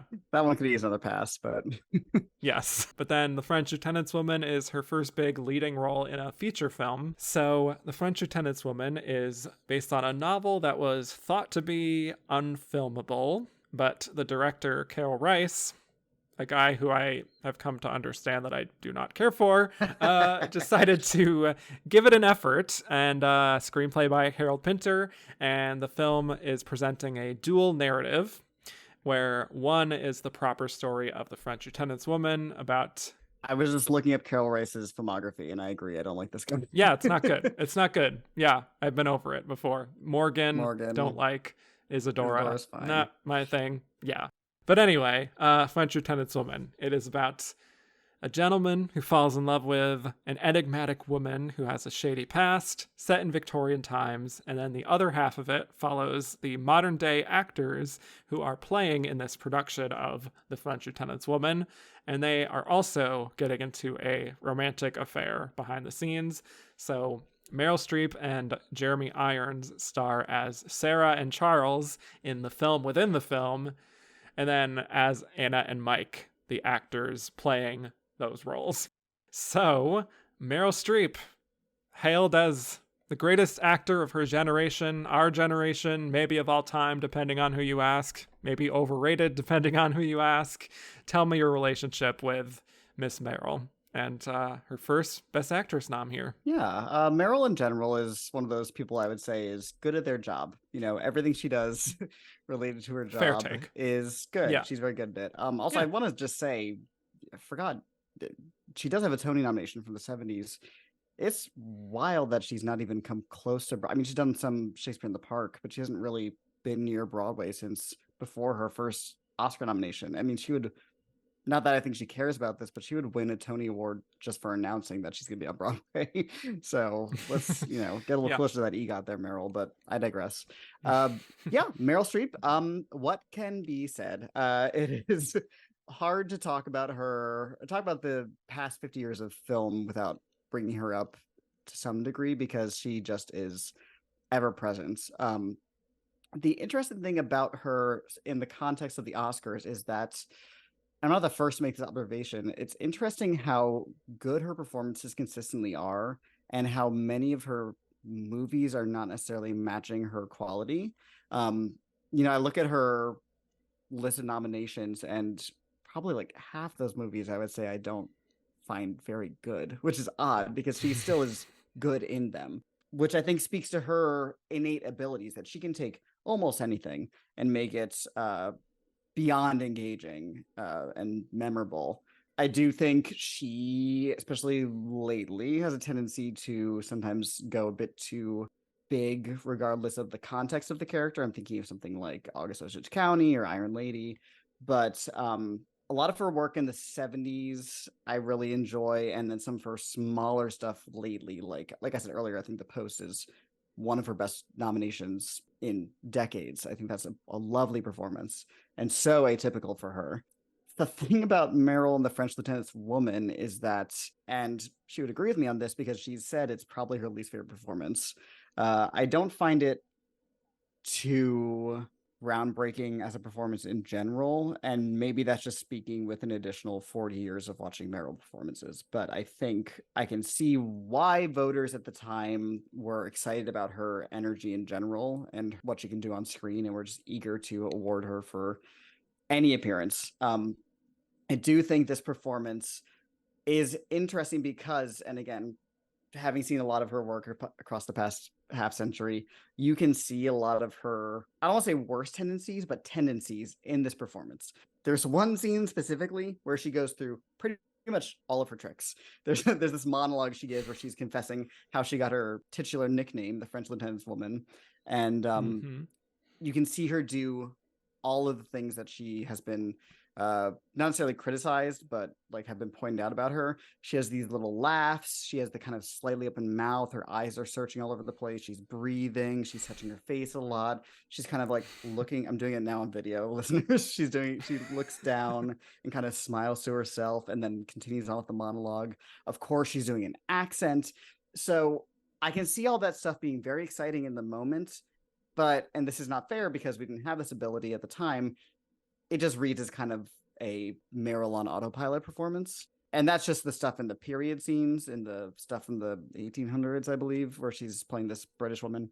The stuff in the present day where she's playing a contemporary American actress, every time they cut back to that time period, I was totally disengaged. It doesn't really do anything for me. I find, and I think that's the point. I think it's supposed to appear comparatively unexciting and just routine, but it didn't really do much for me besides, I guess, underline the very obvious themes of straight people have been doing this crazy stuff for a while, I guess. I just find this movie in general very, like a lot of Pinter, very kind of tedious and aggressively heterosexual. And yeah, not really my thing. And I wouldn't call this one of Meryl's better performances. Yeah, so I obviously, love and respect Meryl Streep. What is interesting is I don't find myself putting that out there very much because she is just like the standard bearer for great actresses, Hollywood actresses anyway. So it's like saying, I love pizza. Great, sure, groundbreaking. But I mean, she's an enormous talent. What can I say? Like her way of shifting into whatever a role needs of her, I do think is pretty much a superpower. And yes, sometimes it is overcranked, but at the same time, like she just has such a strong command of her instrument that you really, I don't know, you can't blame the Academy for being like, we love you so much, we're going to nominate you for pretty much anything you do. We just like being in your orbit. And I'm excited to track the evolution of Meryl because she does have pretty distinct phases in her career. Her Eras tour. Yes, you could say that. Yeah. But starting with this is a movie that I really struggle with. Yeah. I understand what it's trying to do on paper, the meta layers, and the way the Victorian storyline is informing these modern day actors and how they're interconnected. Cool, interesting concept. At the same time, I'm sort of like, to what end? Yep. Like, it's a very clever idea, like, especially at this time to really, play with narrative in this sort of semi-mainstream production. And I also imagine it was probably compelling to, like, actors who have relationships with their characters, so. With their fellow actors, of course, and how sort of the lines can blur sometimes. So I can see actors really resonating with it, assuming they understood it. Also, I think this idea of like a woman's agency at various times in history.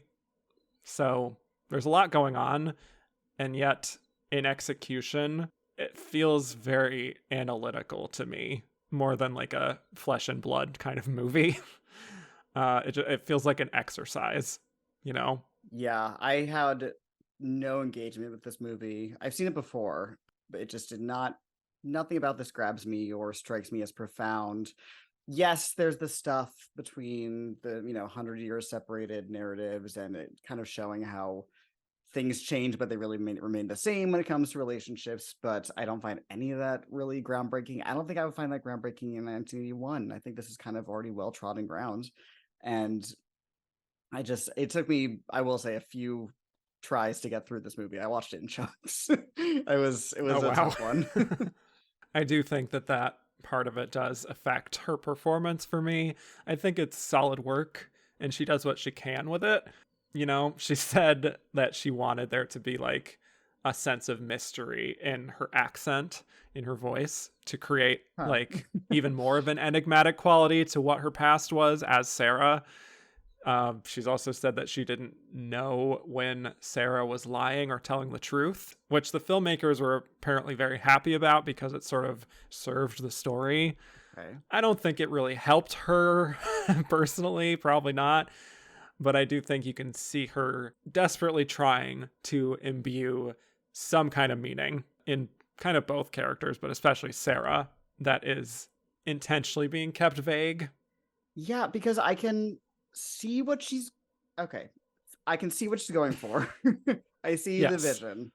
I don't think the execution is there. Maybe it's the horrible director she's working with, but I think that sense of mystery that can't quite pin her downness, I can see that, but rather than it being engaging, I find it kind of disengaging. I find myself not compelled to learn more about her. I Yeah. just find her So kind the of opposite, right? exactly. I just find her kind of drifting. She kind of just drifts through this movie. It's very much more about Jeremy Irons' character, which doesn't Mm-hmm. mean that she can't have a compelling narrative on her own. We just said that with Susan Sarandon in Atlantic City. But I find her and the movie as a whole, I just kind of find my eyes gliding off the screen a lot of times. It just doesn't grab me. And if we didn't know she was so good at accents and just acting in general, those things she was saying about I couldn't pin down the accent because I wanted to be mysterious. I didn't really know when she was lying or not. All kind of sound like cop outs for a bad performance, but this was a Oh lauded no. performance. It did quite well in the Yeah. awards run. So Yeah. I just find that very interesting. And again, she's in retrospect, there's a great clip of her on Graham Norton calling this out.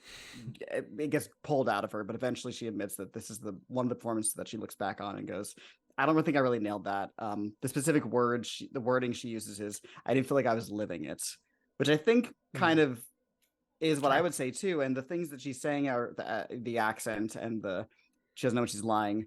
Those kind of sound like things you would say at the time, and then maybe looking back, you go, "I didn't really know what I was talking about, did I?" Back in my youth.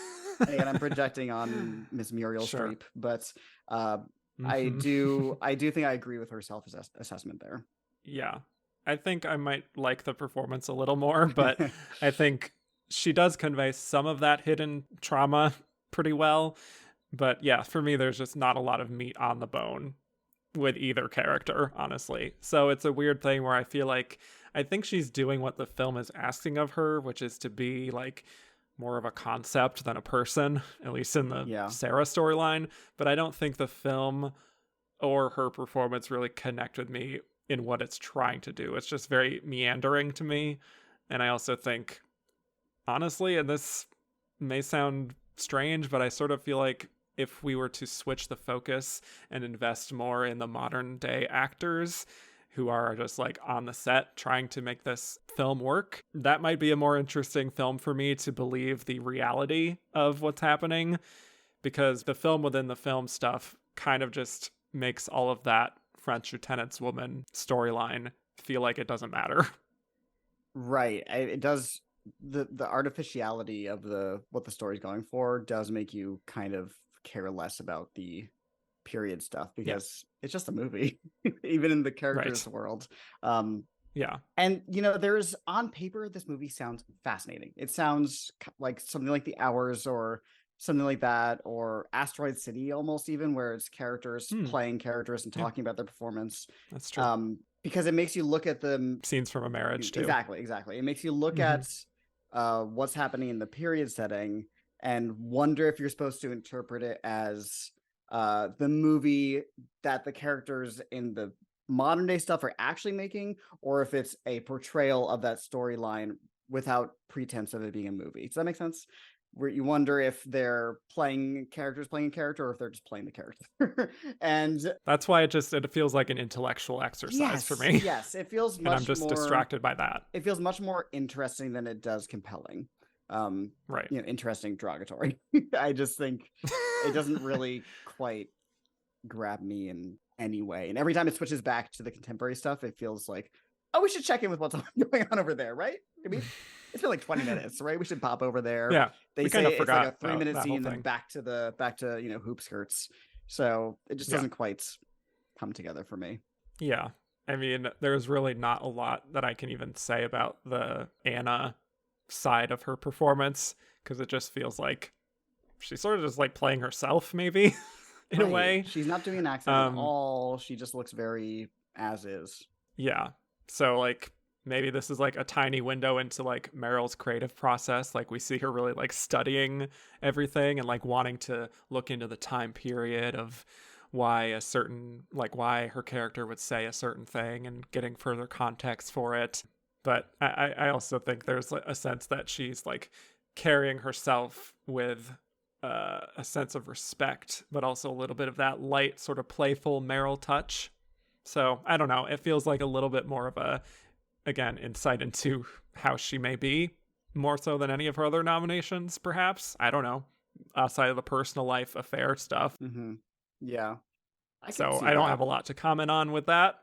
Most of the juice, I think, is with the Sarah stuff. And even there, I do think it's in and out for me with her performance.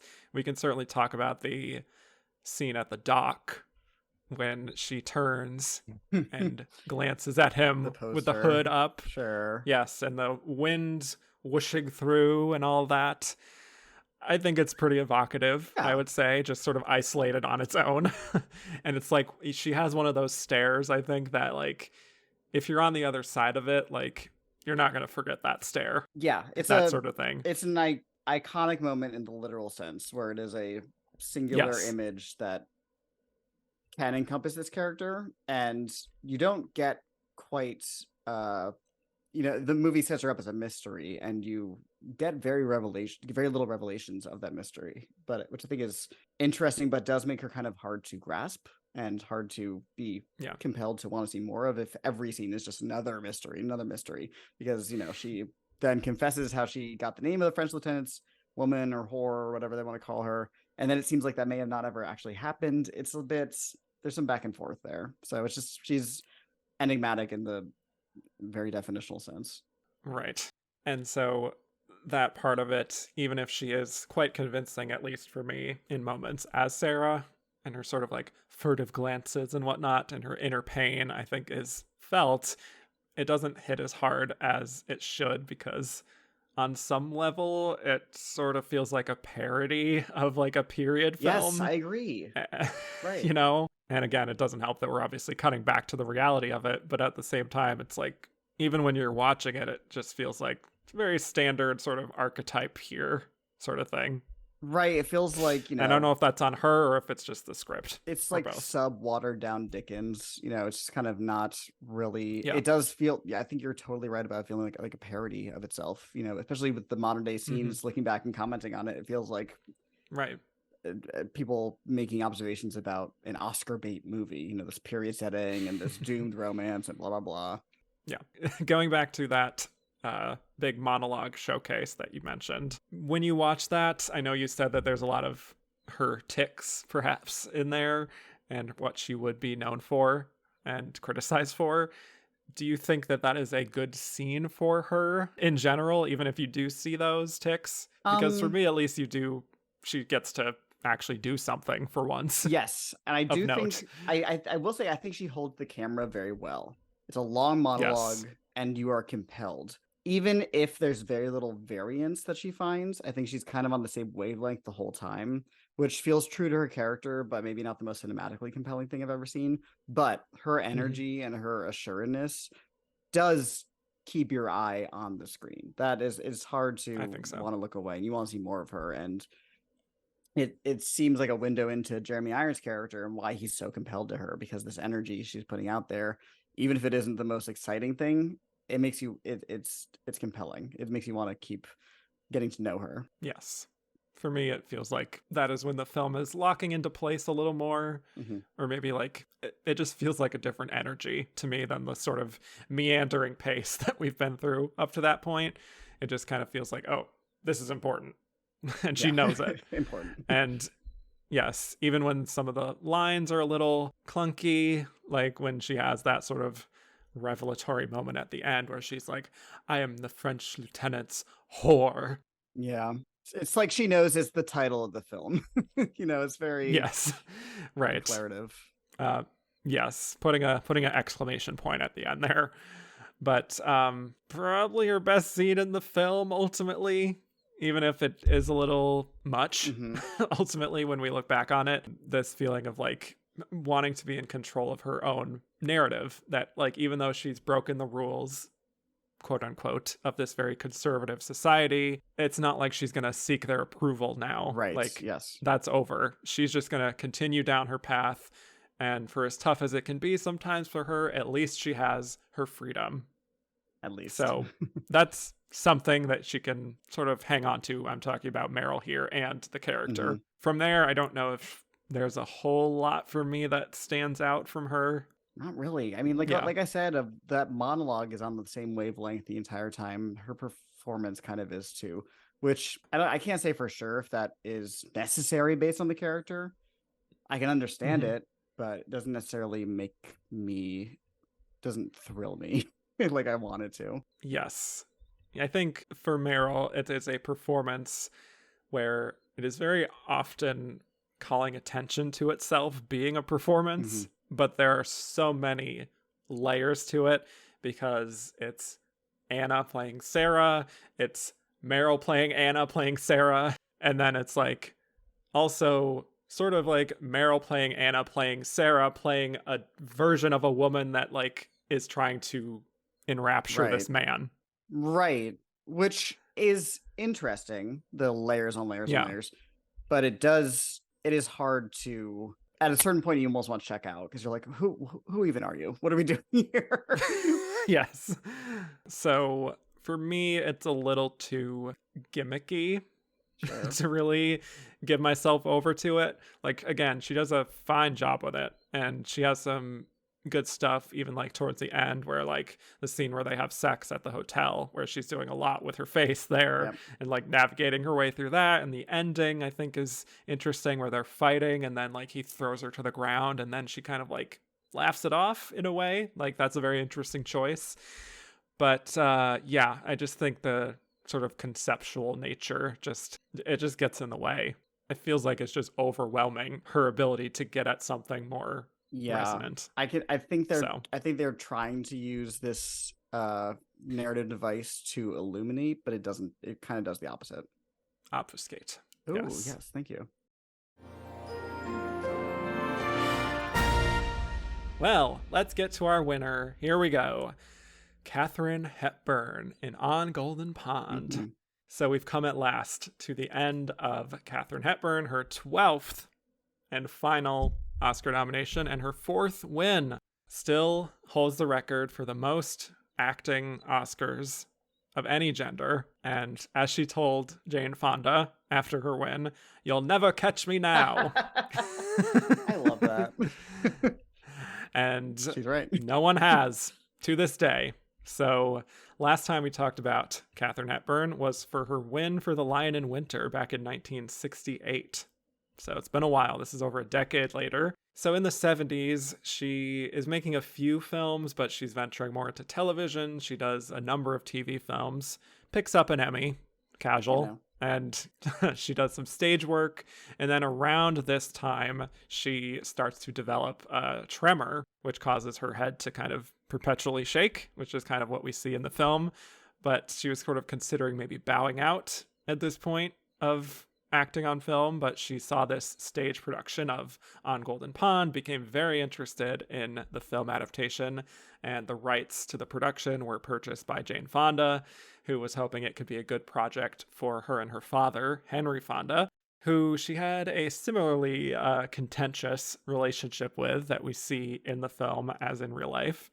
And it was ultimately a bonkers success at the box office, the second highest grossing film of 1981 behind Raiders of the Lost Ark. So huge film of its year.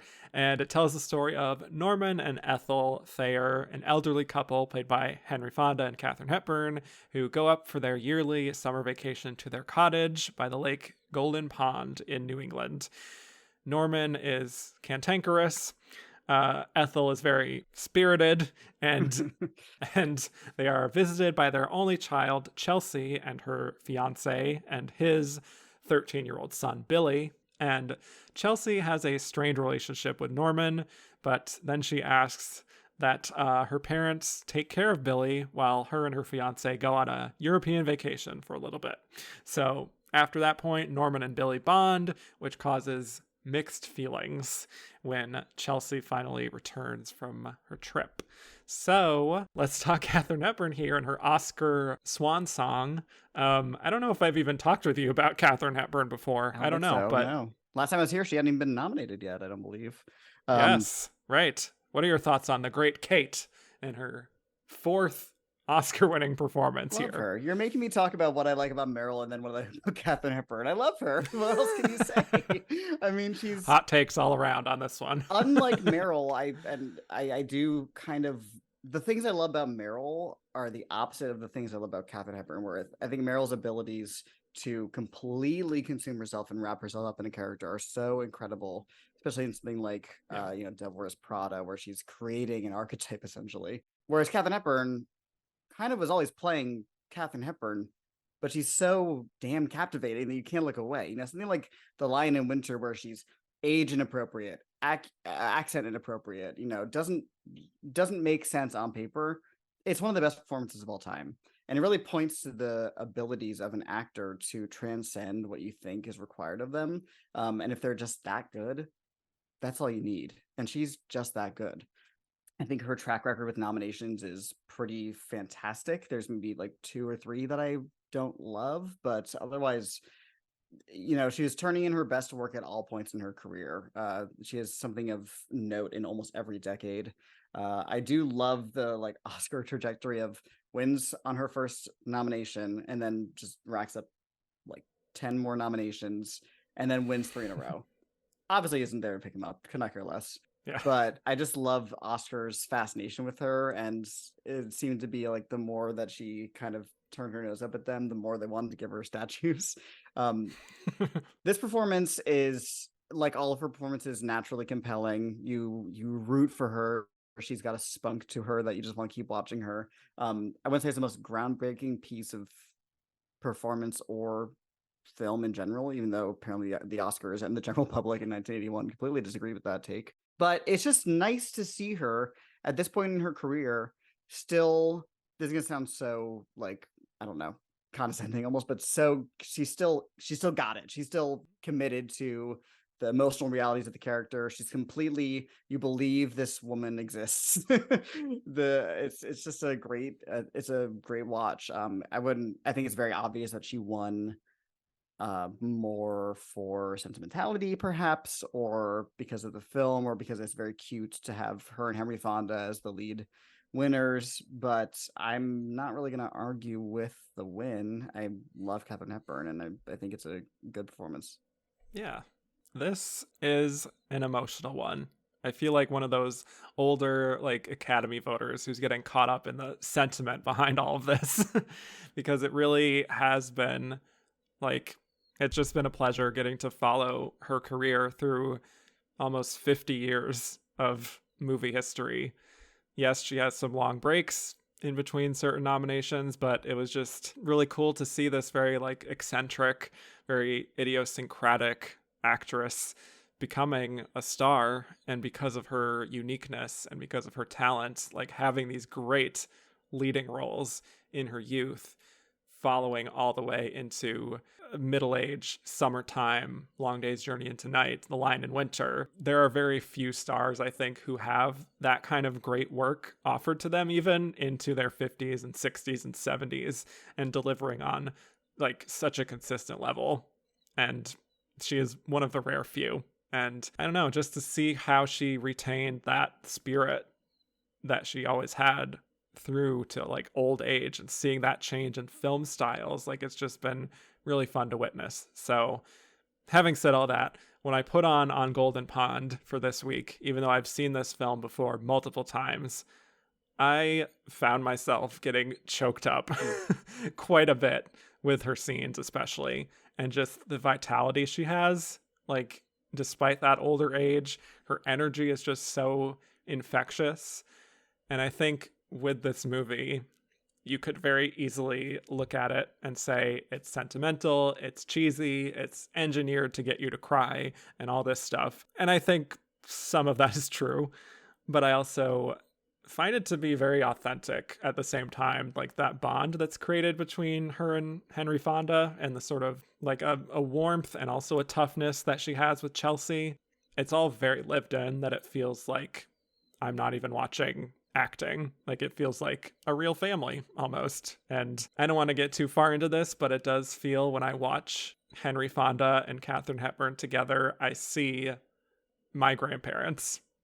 Not that they were exactly like this, Mhm. but like even they look very similar. The way they sort of bickered a little bit, but like there was still that fundamental love between them, and the sense of humor, and like these also offhand moments of saying a comment that's like, oh, you're from a very different Fair. generation, you know. But it really was like a surprisingly emotional experience watching this again, and I think she just does a really good job of like being that kind of older person who has still got her wits about her and is also trying to be like that middle person for the benefit of her family, because she just wants peace at the end of the day. Is it the most challenging part? Definitely not. But I do think it just plays so well to her strengths, comedically and dramatically, Mhm. really. Yeah, the thing about this movie is that the central conflict, and as much as you want to say there's a conflict in this movie that is beyond gentle. It's basically, it's like a Yes. sweater or a candle. But it Yeah. A cardigan. exactly. It's she's not necessarily part of the central conflict, which is more to do with Henry and Jane Fonda's characters uh, you know, working together or bonding together over time, or trying to bond, or Henry Fonda with this young boy, discovering the joys of having a young person around again. And Katharine Hepburn's kind of there to kind of just like float in and say something and then float away again. Yeah. But she's, the most compelling person that's ever been on a film screen. So every time she is on screen, you just can't look away and you're excited that she's there. Which isn't to say that she's not a central part of this film. She definitely is. But I think the relationship that she and Henry Fonda have is so lived in, as is so much of this movie. It feels really like you really did just drop in on this vacation home to just observe a family who've Mm-hmm. known each other for 40 plus years. I think it really does capitalize on her natural gifts, like you said. Mm-hmm. This feels, from what we know of Katharine Hepburn, probably pretty close to who she was in real Yeah. life, or at least the closest of, closer than something like Lion Winter, obviously. I like that she's both playful but insistent, and because she's so charming and has that kind of elderly sensibility to her where you're like, they can get away with anything, but she's not troubling in that way. She can kind of do whatever she wants and gets people to do whatever she wants them to do. Like when she makes that guy take the boat to find Henry Fonda when he does a backflip off the front of a boat. And he's like, I'm not going to drive my boat in there. And she kind of goes, oh, yes, you are. And he does. Because how do you say no to that? Right. You um, can't. yeah. I mean, her vitality is just fantastic, that she does that dive off the front of the boat and then swims. And it's Does all amazing. her own stunts. It's Tom Cruise, amazing. who? It's just, I feel similarly watching her jump off that boat than I do watch Tom Cruise hang glide off of a helicopter or whatever. It's the same reaction of, oh my God, look at them go. They're really Yeah. doing it. Yeah. That is all one take of watching her do that and her like bobbing right up out of the water. Yeah. It's great. It's great. Mm-hmm. And I do think that the key to the film is that, obviously, that core relationship and her very optimistic, sort of spunky attitude being such a good match for him being the old curmudgeon. And, this was said a lot at the time, even in reviews, but it really is remarkable that they had never worked together before.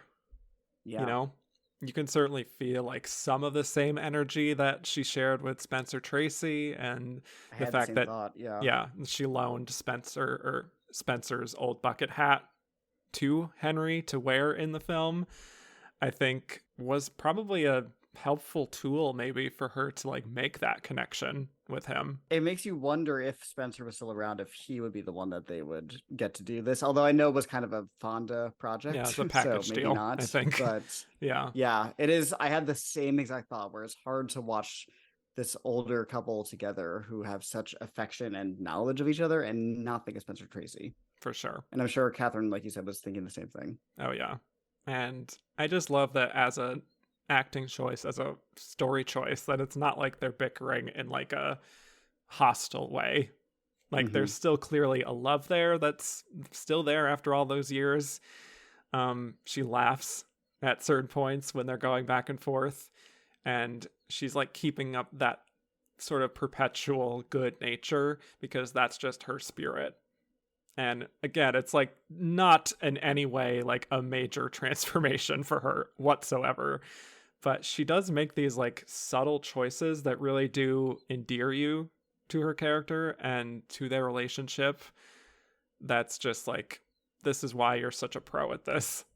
Because she could easily like slum it with this role. Sure, You yeah. know? I just think she was such a hard worker that would be impossible for her. Yeah. Like even her worst nomination is still energized. There's still something going on there. It's not lazy. And I think the interesting thing about her character is that Henry Fonda's relationship and how he treats her is not too different from how he talks to and treats Jane Fonda, their daughter. Right. There's a bit more affection with Catherine, but not a ton. He's still really caustic and kind of curmudgeonly is the only word he can really use to describe him. And she takes it all in stride. She knows him well. She's used to it. Gives it right back to him. She's dismissive but playful. She doesn't. They love each other still, and there are moments where that love comes through. Like early on when they're in that boat and they see the loons together, they're both so excited. But they have this. They know each other so well that like within one sentence they can turn, and it's not a problem. It's not going to be a permanent, damaging moment in the relationship. It's just the way things are. I love it. Yeah. And of course her speech that she gives him when he admits to her that he got lost when he was off on his little assignment that she gives him to pick something in the woods and didn't know where the Old Town Road was anymore, and she just comforts him. It's such a sweet scene and so like genuinely emotional, as cheesy as it could come across, saying, listen to me, mister, you're my knight in shining armor. It's just like this really simple, like, just like this beautiful expression of love, unconditional love, and this feeling like I will be by your side forever. And then like him calling her pretty, like it's just such a sweet moment that I just like forget about anything, and I'm like, I love my grandparents. That's the feeling I get. So yeah. And that scene is paralleled later, I believe the final scene where Henry Fonda's character has what seems like a heart attack. Yeah. Something happens to him where he collapses, and Catherine's character, is obviously upset and nervous about the situation. And you can see there's a moment she says later where she's like, I saw you on the ground and I really could see you dead for the first time. I really could see you as no longer here, which is something she never experienced. And you can see that moment happen in real time before she later explains herself, where she looks at him and her eyes just instantly fill with tears in that amazing way that Katharine Hepburn could just do. And she looks so upset and devastated and emotional. And it's really it's a fantastic moment. Great acting. Yeah. And then another line she has is when she's talking with Chelsea about how we're, still trying to bridge that gap. And she says, like, sometimes you have to look hard at a person and remember he's doing the best he can. He's just trying to find his way, same as you. It's just another one of those lines that she delivers with so much gravitas and just emotional truth that I think is another one that comes maybe from her own past experiences with Spencer. Like she's not a method actress by any means, but I do think that she does imbue certain lines like that with a major depth of experience for her own life, perhaps.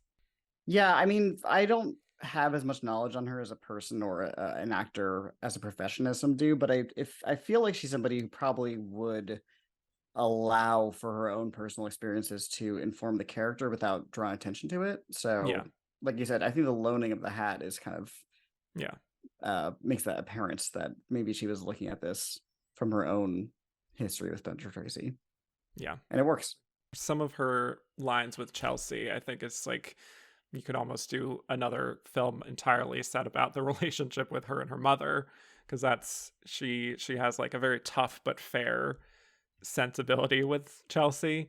Like there's one scene where she breaks some of that usual like good time spirit that she has and is like, listen, this is how it's gonna be in order to move forward. And like the certainty in her voice is very sure of herself, and there's just like something in that conviction where like, even if you maybe don't fully agree that her daughter should just be like, well, I'm just going to forget the past. I'm just going to forget about my trauma. Like, that's not really how it works sometimes, even if I don't agree with that feeling that Katharine is suggesting.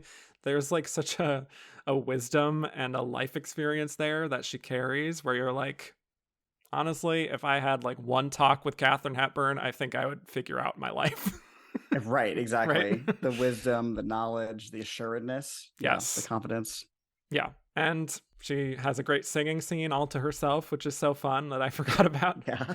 We remember on years on Golden Pond is just like, There's a good for great you. high kick. Yes, yes, still got it. So, yeah, it's a performance where I think it could very easily be dismissed by some as just like, well, she's just playing herself. She's not really given a big challenge here. She doesn't need to make it more challenging than it is. And that Yeah, sounds like exactly. not like a compliment necessarily, but like that's what the character To calls do for. much more than what she's doing would be a betrayal of the film's intentions. Yes. Uh, so, it's not her fault that the Oscars gave her this award. She does what she's supposed to do in the role. Right. So, shall we get to the Oscar race? Yes, please. Okay. Well, for the precursors, very interesting story here where Katharine Hepburn, the only major thing she got was a Golden Globe nomination. She didn't really win anything else before the Oscars. Diane Keaton was also a Golden Globe nominee. She was a New York Film Critics nominee. Meryl Streep won the Golden Globe for Drama Actress. She won BAFTA. She won the Los Angeles Film Critics. She has a pretty solid haul going into this. On the flip side, we have Susan Sarandon, who did win the Kansas City Film Critics. I don't know how much people even knew that existed at that time, but it's on her IMDb page. And pretty much nothing else, like not even a Golden Globe nomination. And Marsha Mason didn't get a single precursor nomination. So she is just, I'm here, Marsha Mason. Yep. That's her energy. She did say into that. it. That's true. Yeah. It's true. Yeah, that's so her. So it's fair, I think, at least based on precursors, that Meryl was probably the odds-on favorite to win this. But then here comes Katharine sneaking in and taking it. So what happened here? Well, I think obviously the Academy loved On Golden Pond. It won Best Adapted Screenplay. Is that correct? Yep. And got a ton of nominations in categories you would never think it would. Best sound. Like sound.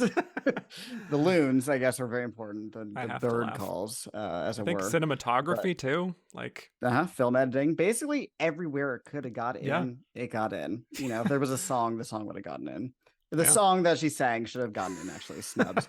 Right. But so I think they just loved the movie more, and I think it was probably apparent that Henry Fonda was going to win. He won the Golden Globe. I know Burt Lancaster won a lot of critics' prizes, but the energy of he's never won before, and this is such a personal project, and he's, probably not going to be around much longer, was, I'm sure, very apparent.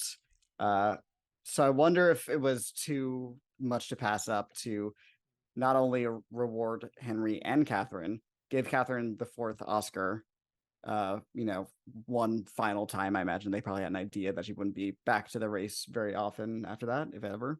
And they like the movie more. Whereas The French Lieutenant's Woman did well at the Oscars. You have to imagine if it was an expanded era, it probably would have made Best Picture. It gets actress, screenplay nominations, and some craft categories. And like you said, I think on paper, I would probably be predicting Meryl going into the night. But I wonder if, and again, this is probably overthinking, I wonder if it was less, we don't want to give it to Meryl right now because she has more down the line, and more, let's just give it to Katharine one last time. Why not, while she's here? Yeah, I mean, also Diane Keaton, I think, was in the race solidly. Yes, but I agree. She had also won pretty recently, and I don't know if the industry was so in love with her and respected her as a kind of thespian that needed 2 Oscars already, perhaps. I don't know. Meryl, I do think there were almost certainly voters who did not get or did not like The French Lieutenant's Woman. That would be my guess. Right? So if we're kind of dismissing Susan Sarandon as like a welcome to the club maybe nomination, and Marsha Mason feeling like, oh, well, here she is in another Neil Simon film, even if she's getting more to do here, it's like, I don't know if this is like that much of like something special, maybe. Yeah. Then we have Katharine Hepburn here, who is in a film that, like you said, the Academy was full on like head over heels in love with. A legend coming back and proving that she still had it. And I think most importantly, she plays such an easy character to like Absolutely. Yeah. There's nothing to put up a fight with this character. She's Yeah. lovable from the second she's on screen. Yes. And you understand her, you appreciate her, and that's it. I mean, like, I was reading a bit of commentary from the time, certain articles and Inside Oscar and everything, where there was a feeling that voters may not have been fully appreciative of like some of the complexities of Diane Keaton and Reds and Meryl and French Lieutenant's Woman, like specifically in these films that maybe take a little bit of work to fully embrace, you know? And I feel like we're seeing, as we get into the 80s, more and more we have voters tending to value characters who are just easier to love, you know? Certainly, yeah. Underdogs like Sally Field and Norma Ray, Sissy Spacek and Coal Miner's Daughter, very easy to like these characters. And I think, at least in the female categories, because in the male categories you get, Michael Douglas in Wall Street and yes, F. Murray Abraham, but that's typical for the Oscars. Yes, it is. And I think that is a pattern to look out for in this decade moving forward. I think this is very much in line with, what they were liking at this time. And we're also coming off of like back-to-back Best Picture winners of Kramer versus Kramer and Ordinary People, these stories of like, emotional family stories and trying to overcome trauma and whatnot. So not that extended to a Best Picture win for it, but like that seems like the general vibe that the Academy was liking at this time for whatever reason. So I think she had a lot in her favor, even if she didn't have the precursors. I don't find this a shocking win at all on paper. I can't speak to the night of, but this makes total sense. Yeah. She said after the fact, because of course she wasn't there, she said, "I was so dumbfounded when she found out about it. I'm so touched that my fellow actors cared to vote for me. A dear old thing." Oh. Which is nice. I have to say, I was earlier watching the ceremony of this year, and it was just very interesting watching just like the evolution of the kinds of wins that were happening over the night, because like On Golden Pond won the last 3 awards leading up to Best Picture.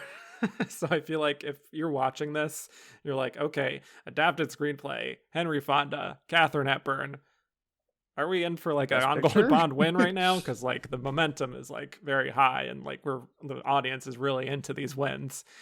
So anyway, just wanted to note that. The other thing I wanted to note on a tangent note is that I did want to make a special mention of Barbara Stanwyck winning the honorary Oscar this year, and she has a really nice speech that people should watch. It's just nice to see her honored and on the main telecast. Finally, yeah. Oof, rough. Yep. Hurts. So, yeah, really, really does. Anything else before we get to these Twitter questions? I don't think so. An interesting race. Yeah. With some, I would say, 4 great performances. Sorry, Meryl. Oop. Now we said it. Should be fine. Yeah. It feels like one of those years where like there wasn't a clear, obvious front runner that like, oh, this is the obvious choice. And so they just picked the one that they enjoyed watching the best, as simple as that sounds. I mean, that kind of feels like the name of the game for this ceremony as a whole, because Best Picture obviously goes wildly away from what anybody probably thought. Oh, yeah. I'd say both leading categories maybe were a bit surprising. Actor maybe less so, but still. All right, here come the Twitter questions. Alrighty. I don't know, that sounded like a threat. Here we go. All right. Amy Thomason said, "How many times do you think Hepburn won because they thought it might be her last win? Do you think that's why she won here?" I think that was maybe many compounding factors. I do imagine that probably came into play with her last 2 wins as well. I don't know if they thought it was maybe her last one, but maybe it was kind of a not welcome back, because she'd been nominated in the 60s before those. But I wonder if there was an awareness that they were possibly running out of time to give her more awards, and she only had the 1 back from the 30s. So it was definitely a factor, I'm sure. I honestly do think it was her last 3, like all 3 times there was that feeling, I would guess. So maybe we'll have that case with someone else in the modern age. I don't know if you want to Could be. predict that on the air now, but you know, I do not. Francis That is sounds coming. scary. Meryl, of course, is always in the running for Uh-huh. that. Eric Bloom has an interesting question. Why did the worst performance of the 5 win? Just Oh. sentimentality? Ouch. Well, I don't agree that's the worst, but I do think sentimentality was a huge factor. I will say that. Yes. Sentimentality, popularity of the film, Yes. very sympathetic character. I will say, do I think a huge proportion of voters were voting based on that's the best performance of the 5? Probably not. But when is that ever true of the Oscars? Yeah, it sounds bad, but like, did she win a little bit by default? Of like people finding more faults with the other nominees, perhaps, Mm-hmm. and not fully being like, I don't want to fully embrace this other Exactly. thing. Yeah. Okay, 3 people asked the same question, so I'll just fold them all in here, which was Celluloid Siren, Zoe G, and Christoph. All want me to rank the Katharine Hepburn performances that she was nominated for, best to worst, all 12. Do you have a list for that, Cody? Of course I do, Kevin. What a stupid question. Do you know anything about me? Well, I didn't want to put you on the spot. I don't know if you were prepared for that. Absolutely. I can go first. You can go first, whichever you want. Guest choice. First. Okay. Well, I'll go from best to worst here. Number 1, The Lion in Winter. Number 2, Summertime. Number 3, Long Day's Journey into Night. 4, Alice Adams. 5, The Philadelphia Story. 6, Suddenly Last Summer. 7, On Golden Pond. 8, The African Queen. 9, Guess Who's Coming to Dinner. 10, Woman of the Year. 11, Morning Glory. And 12, The Rainmaker. Okay, we got a lot Any of similarities thoughts, here, but some questions, differences. comments? Alice Adams being that high, I raised my eyebrows, but not in an accusatory or judgmental way, in I'm surprised way. I don't know. She just really clicked into that character for me. All right. So, well, my ranking, again, top 3 is exactly the same, basically. Number 1, Summertime. Love that performance. Love that movie. That. What a wonderful time. Gorgeous. Number 2, The Lion in the Winter. Oh. Number 3, Long Day's Journey into Night. Number 4, Suddenly Last Summer. Number 5, The Philadelphia Story. Number 6, I have Morning Glory. I don't know if I fully stand by that. It's been a long time. I find it, but yeah, it's been a few years since I've seen that one. But I remember being compelled by that performance in the same way that Oscar voters probably were. Number 7, Guess Who's Coming to Dinner. Number 8, Alice Adams. Number 9, On Golden Pond. All good performances, all good movies. And then these 3, which are fine. Number 10, Woman of the Year. 11, The African Queen. And 12, The Rainmaker, obviously. Yeah, good list. Hard to quibble with that. Yeah. Similarly-ish, Patrick Stokes said, in an alternate reality, Katharine Hepburn gets 4 Oscars. That's just an immutable law. But for 4 performances of your choice, what would she win for? So are we not allowed to give her awards for ones that she actually won? Is that the game we're playing here? It's just any 4 performances. So overthinking it as usual. Got it. Yes. Well, my top 4, only one of them is an actual winner, and I would give them, I believe she has my vote of all the nominees. No, that's not true. I'm lying to you. Because even though Lion in the Winter is my second favorite one, she wins for that. I do prefer Barbara. So I would probably give her the awards for Summertime, Long Day's Journey into Night, Philadelphia Story, and probably Alice Adams. Wow. Okay. Those aren't my top 4, but just looking at the competition off the top of my head from those years, that's vaguely what I probably do. Yeah, that's fair. I would do Lion in Winter for me. Summertime for sure. Alice Adams. And the Philadelphia Story. Even though I didn't give her that, I think I did Joan Fontaine for Rebecca that year. But yeah, I mean, that's such a representative performance of hers that makes sense for her. I think we both put together a fine quartet of retrospectives of her career. Yes. Time and abilities and types of movies. So good for us. Yes, and surprising love for Alice Adams on this one. Can't get enough of her. We love Alice. Fritz said, apparently Barbara Stanwyck was on standby in case Kate wouldn't be able to do the role. Would you have preferred her? That's very interesting because I love Barbara Stanwyck so much. I think she's her performance in Stella Dallas is one of my favorite of all time. Yep. And if she takes on Golden Pond, I think she probably wins her Oscar finally. Yeah. Which is something I'm very very sad didn't actually happen. So I wouldn't say I would prefer it, and I like Katharine in this movie, but I definitely would like to see it. I would like to see it. I don't know if she would have had the same chemistry with Henry Fonda that Katharine Hepburn had, but I agree. seeing the two of them again, like 4 decades after The Lady Eve, I think would have been really cool. So that's right. Yeah. Mm-hmm. Yeah. Both Lil and Fritz said, are there unnominated performances of Kate you would nominate? Would you remove any of her nods? So I went back and checked, and I'm going to get in trouble. The only performance of hers I've seen that wasn't Oscar nominated is Little Women. I know I need to watch Bringing Up Baby. I understand. Wow.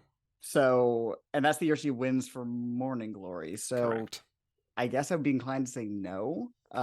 If she's up for Little Women, I would be fine with her winning for that more than Morning Glory, probably. Mm-hmm. In terms of what was the second part that I wouldn't have nominated her for? Would you remove any of her nominations? I would. I think those, like I said, the bottom 3, when the movies stop being so good, are less impressive to me. Perhaps Woman of the Year, African Queen, and especially The Rainmaker, I think is totally just a nothing nomination. Yeah. Do I need them to go away for the good of the Oscars? I don't think so. I'm happy with Katharine Hepburn having 12 nominations. I think that's fun. Yeah. So if she had 11 without The Rainmaker, that probably would be better off. But otherwise, I'm not objecting too much. I would agree. Little Women for me would take the place of Morning Glory, and I'd be very happy if she won for that. I would also put her in for Bringing Up Baby, and I would probably remove the last 4 in my ranking. Guess Who's Coming to Dinner, Woman of the Year, Morning Glory, just by default of having Little Women, and The Rainmaker. And that's fine. And that's fine. Yes. Glenda Miss Jackson, If You Nasty Forever, said, if you could cast Katharine Hepburn in a movie with any of her fellow nominees, who would it be and what kind of movie would it be? So I had to think about this one. All of the other 4 nominees, so obviously Katharine Hepburn is born in the 1900s, I believe 1906. And then all 4 other nominees were born in the 40s. So it's 4 actresses who could play same types. And my instinct obviously is to go mother-daughter. But I think it'd be more fun if they were playing generational rivals, kind of like an All About Eve Showgirls kind of situation. Yes. Not in those settings. I think it would be fun. I was thinking, and I started having a daydream about her and Diane Keaton in the movie together. Perhaps competing in some sort of farmers market vegetable growing competition or something else earthy, that speaks to their sensibilities, their kind of crunchier worldviews. Something like that. And that'd be fun. I like that.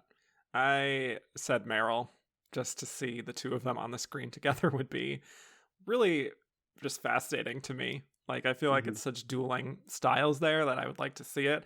I would like to see them in a psycho thriller. Ooh, okay. And Katharine Hepburn as the villain. Kind of like a Rebecca situation almost, or? Perhaps, yes. Perhaps. Yes. I'll let you know when it's filming. Right. Or like a comedy, like a Death Becomes Her kind of thing would be fun. Okay, yeah. With them. That could be fun too. Could have been that. Fun. Yes. Lila and Miles McHale both want us to remake On Golden Pond and to cast the 3. Okay. So I haven't thought about who would play the Jane Fonda role, but I was trying to think of real life couples that are age appropriate now. And it would be a totally different energy, but I think it'd be interesting to see. Well, this is going to answer my question when you hear my answer. I think it'd be fun to see Goldie Hawn and Kurt Russell, and then obviously you just throw Kate Hudson in there. I think that would be fun. Totally different performance. Very different vibe. The actual 3. Sure. Yeah, but I would watch it. I like that a lot. I went with a real life father-daughter again, just to remake that energy. Bruce Dern and Laura Dern, I think, would be a good contentious relationship, perhaps. And I would not put Diane Ladd in the middle of that because, thank you. That's too much chaotic energy. So I went ahead and put in Glenn Close. Okay. Yeah. Yes, you did. I did that. It's my casting. Bruce and Laura make a lot more sense based on the text and what we saw from the Fondas. So yeah. I like that casting. All right. Yeah. Miles McHale said, "You're remaking Reds." Who's All your right. 4 category Oscar nominated characters? And he provides his own suggestions here. Adam Driver for John Reed, Mm-hmm. Rosamund Pike for Louise Bryant, Benedict Cumberbatch for Eugene O'Neill, and Diane Wiest for Emma Goldman. Well, Diane Weiss, I love that. I'm not going to object Mm-hmm. to that. I didn't see this one ahead of time, so I don't have anything planned for this one. But I think it's I a think that good Eugene combination, what O'Neill, he said. yeah, I love that. Eugene O'Neill, he said Benedict Cumberbatch. Yeah. I could see that. I'm trying to think of somebody Mhm. like else, very intellectual seeming, bookish. Yeah, I like that casting. Yeah. I'd watch it. For an alternative to Emma Goldman, I thought of Ann Dowd. Well, now we're talking, Kevin. Right? Come on. Give it up. Just saying. There's Yeah, her Oscar. I could see it. Or Margot Martindale. I can maybe see Florence Pugh in the Diane Keaton role. A little That young, makes sense. but that kind Yeah. of like feisty energy, Mhm. I could see that. For sure. Fritz said, "Diane Keaton, do you prefer her in dramas or comedies?" So this is interesting because my instinct is to say comedies, but I love her in this movie, and I'm sure audiences at the time were just as surprised. I mean, I haven't seen Looking for Mr. Goodbar, but I understand that she's quite dramatic in that. If they ever release that movie in any way I can watch it, that'd be great. Yes. But Criterion. I can't truly. I can't speak to a preference. I just think I like whatever she brings to whatever performance she's doing. I guess Yeah. maybe comedy because I've seen her more in comedies that I enjoy her performances than dramas, but that's just speaking very broadly. Yes. I think that is pretty much my answer. Like, I think comedies are her forte, and it's just fun to see her be her goofy self, you know? Mhm. But yeah, some of her drama work is like, I prefer it because it's different. So, Different. Yeah. yeah, I don't know. Brian Lindsay said, Diane Keaton's Reds contract prevented Alan Parker from releasing Shoot the Moon in the same year as he planned. Had Shoot the Moon also opened in 81, do you think her nomination ought to have been for that performance instead? I have not seen Haven't it. seen Shoot the Moon. Sorry. Yes. I know she gets a Golden Globe nomination the next year for it, so she was in the running in some sense the next year, but obviously did not work out for her. Yeah. And then Chuck Ladovich also wanted to know if it not being in 1981 prevented her from getting a second win here. I don't think so. I don't think so either. Yeah. Yeah. I think the paths that happened with both this year and next year were probably always going to happen. Joey Gentili said, Marsha Mason clearly should have won her Oscar here this year. Why do you think after this she just stopped taking on roles in film? Well, I do agree she probably gets my vote of the nominees. But I think, like I said, anything like what happens to a lot of actresses in this era and still to a lesser degree today, but still to a degree, once you hit a certain age, there's less roles for you. It's not even that the calls stop coming in, it's just the parts do. And I can just totally see Marsha Mason at this point in her career looking at the landscape before her and going, there's not really much for me here to do. So, yeah. Yeah, she did quite a few TV movies. She got an Emmy nomination for Frasier. You know, she still does plenty of theater. So I do think it's worth noting that she divorces Neil Simon in 1983. So that may have had an impact because they were always like a package deal. So maybe that had some bearing on it. Yeah, I can't speak to this with certainty, but I wonder if maybe her path became less clear without Neil Simon's influence there. But who knows? Amar said, does Marsha Mason's performance rank among the most annoying Oscar-nominated performances ever? No. There's way more annoying ones out there, I'd say, for sure. Yeah. You've been following along right with me, and I have seen much more annoying. Yes. Yeah. Oof. No, I think I think if you don't lock into the movie, you might find the entire energy of it annoying. I mean, like, certainly people thought that about James Coco back in the day, but there's been plenty of creaky movies from the 30s and 40s that we've had to watch. You and I have had to watch Well, yeah. for this podcast. I'm thinking of something like The Moon is Blue or the two Bing Crosby nun movies. Like those are just very treacly and annoying to me personally. The Member of the Wedding. Here's the thing. I do kind of like that performance. I knew you were going to say my this. God. I think that is a fascinating performance, which doesn't necessarily mean good. Fascinating. Yeah. Sure. Maybe like Lily. Like that movie is annoying. Lily. There we go. No, thank you. Enough puppets. I don't find it annoying personally. Jeremy Kaplan said, Siskel and Ebert both gave Only When I Laugh an awful rating of 1 star out of 4 and only had praise for Christy McNichol, not Marsha Mason. Even given the Academy's appreciation for Mason, how in the world did she manage to pull off this nomination? It is surprising looking at the fact that she didn't have anything leading up to it. But I think this also leads into the question of who was in 6th place, because there's, I think, quite a few names you can toss out there. I don't know if Siskel and Ebert's opinions of the movies are necessarily reflective of the Academy's. I mean, they still give it 3 nominations. They being the Ricardos did. And yes. I think also maybe Marsha was just an assured presence in Best Actress at this point, because this is her 4th nomination in less than a decade in Best Actress. So you have to wonder if voters, I don't want to say defaulted because I like this performance, but that may have been part of their mindset was, and Marsha had a movie this year and we're nominating it in 2 other categories. She can go and lead. Why not her? Yeah. Why not her? It's a very Beatty performance from an actress that they clearly loved at this very specific time. Sometimes that's just enough. It certainly has helped Meryl. Certainly has. For some pretty middling fare. Yes, there are, especially to come. Yes. Baby Clyde said, Marsha Mason's leading lady career was more or less over after this nomination. She only made 2 more films in the 80s. Which films from that decade do you think she would have been great in? This was tough. I did go back and look at films I'd seen in the 80s, and it's, like I said, hard to find roles of substance in worthwhile movies for somebody of her age. The only 2 I could come up with, and they're not amazing examples, are I think maybe she could probably slot in somewhere in Crimes of the Heart, but she's also so New Yorky that maybe not for that Southern film.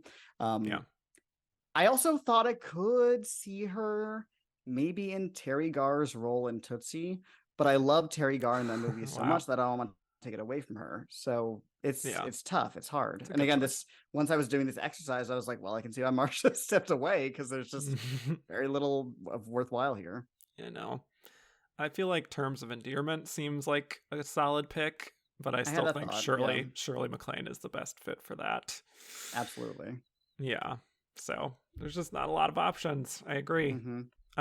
Fritz said, rank Marsha's nominations from best to worst. Less to pick from here than with Katharine. I assume we might have the same ranking, perhaps. We might. Yeah. So I'll go first. My number 1 is Only When I Laugh. 2 is The Goodbye Girl. 3 is Cinderella Liberty. And 4 is Chapter 2. Yep. Same for me. Pretty easily, actually. Seems pretty concrete. Yeah. Alicio Martinez said Only When I Laugh was the last Neil Simon film to receive any Oscar nominations. How would you rank it against his other nominated works? And he lists them all, which is California Suite, The Goodbye Girl, Sunshine Boys, Heartbreak Kid, The Odd Couple, and Barefoot in the Park.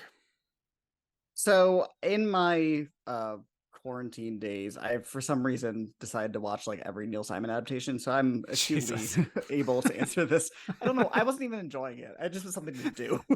You were in too deep at a certain point. I got to make a new list, which for me is reason enough. Let's celebrate that. Hello. For me, the best is Heartbreak Kid, pretty easily. Easily for me too. Amazing movie. Great performances, funny. And then I think I go Only When I Laugh. What else was there? Barefoot in the Park, was that on the list? Yep. Okay, then I go that. And then The Goodbye Girl, which I don't love, but is fine. And then it's movies I don't enjoy. It's Chapter 2, Sunshine Boys, Odd Couple, California Suites. Probably in that order. They're just not really, they don't speak to me. Yeah.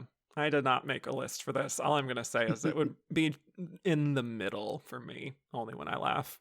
It's It's the average. It's the medium for me. Yeah.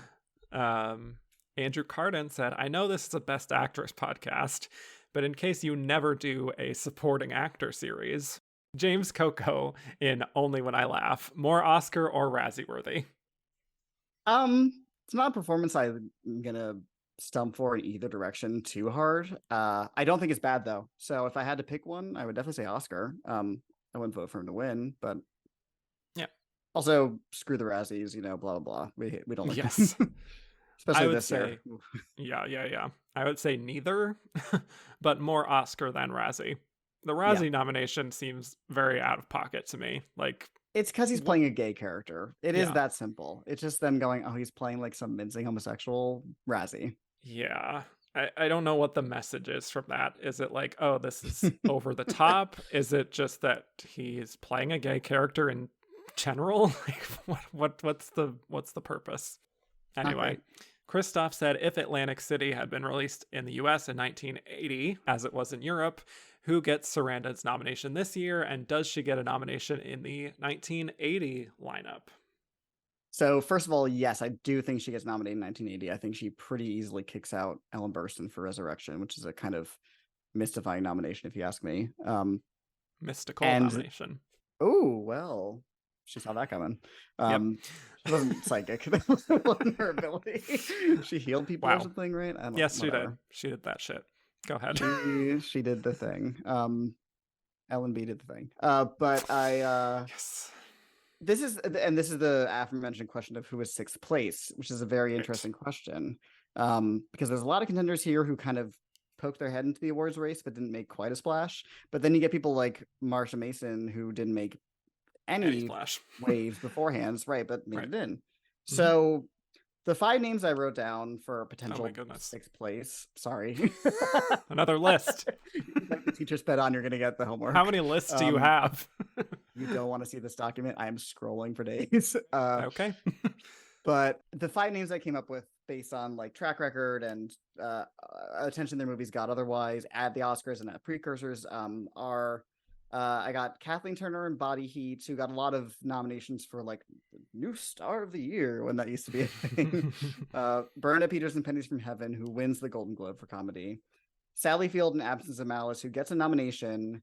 And then kind of out of nowhere, her co-stars get the nominations at the Oscars instead. Paul Newman and Melinda Dillon in lead and supporting actress. Liza Minnelli for Arthur, which is a movie that the Oscars otherwise like, and she gets a Golden Globe nomination, I believe. And then the one we haven't talked about yet at all is Faye Dunaway in Mommy Dearest, who obviously the movie was not super well regarded at the time and was already kind of disastrous. I think a bit more in legend than in reality. I think it's kind of grown in this horrible scene, probably a lot to do with the Razzies, which were new at the time. Mm-hmm.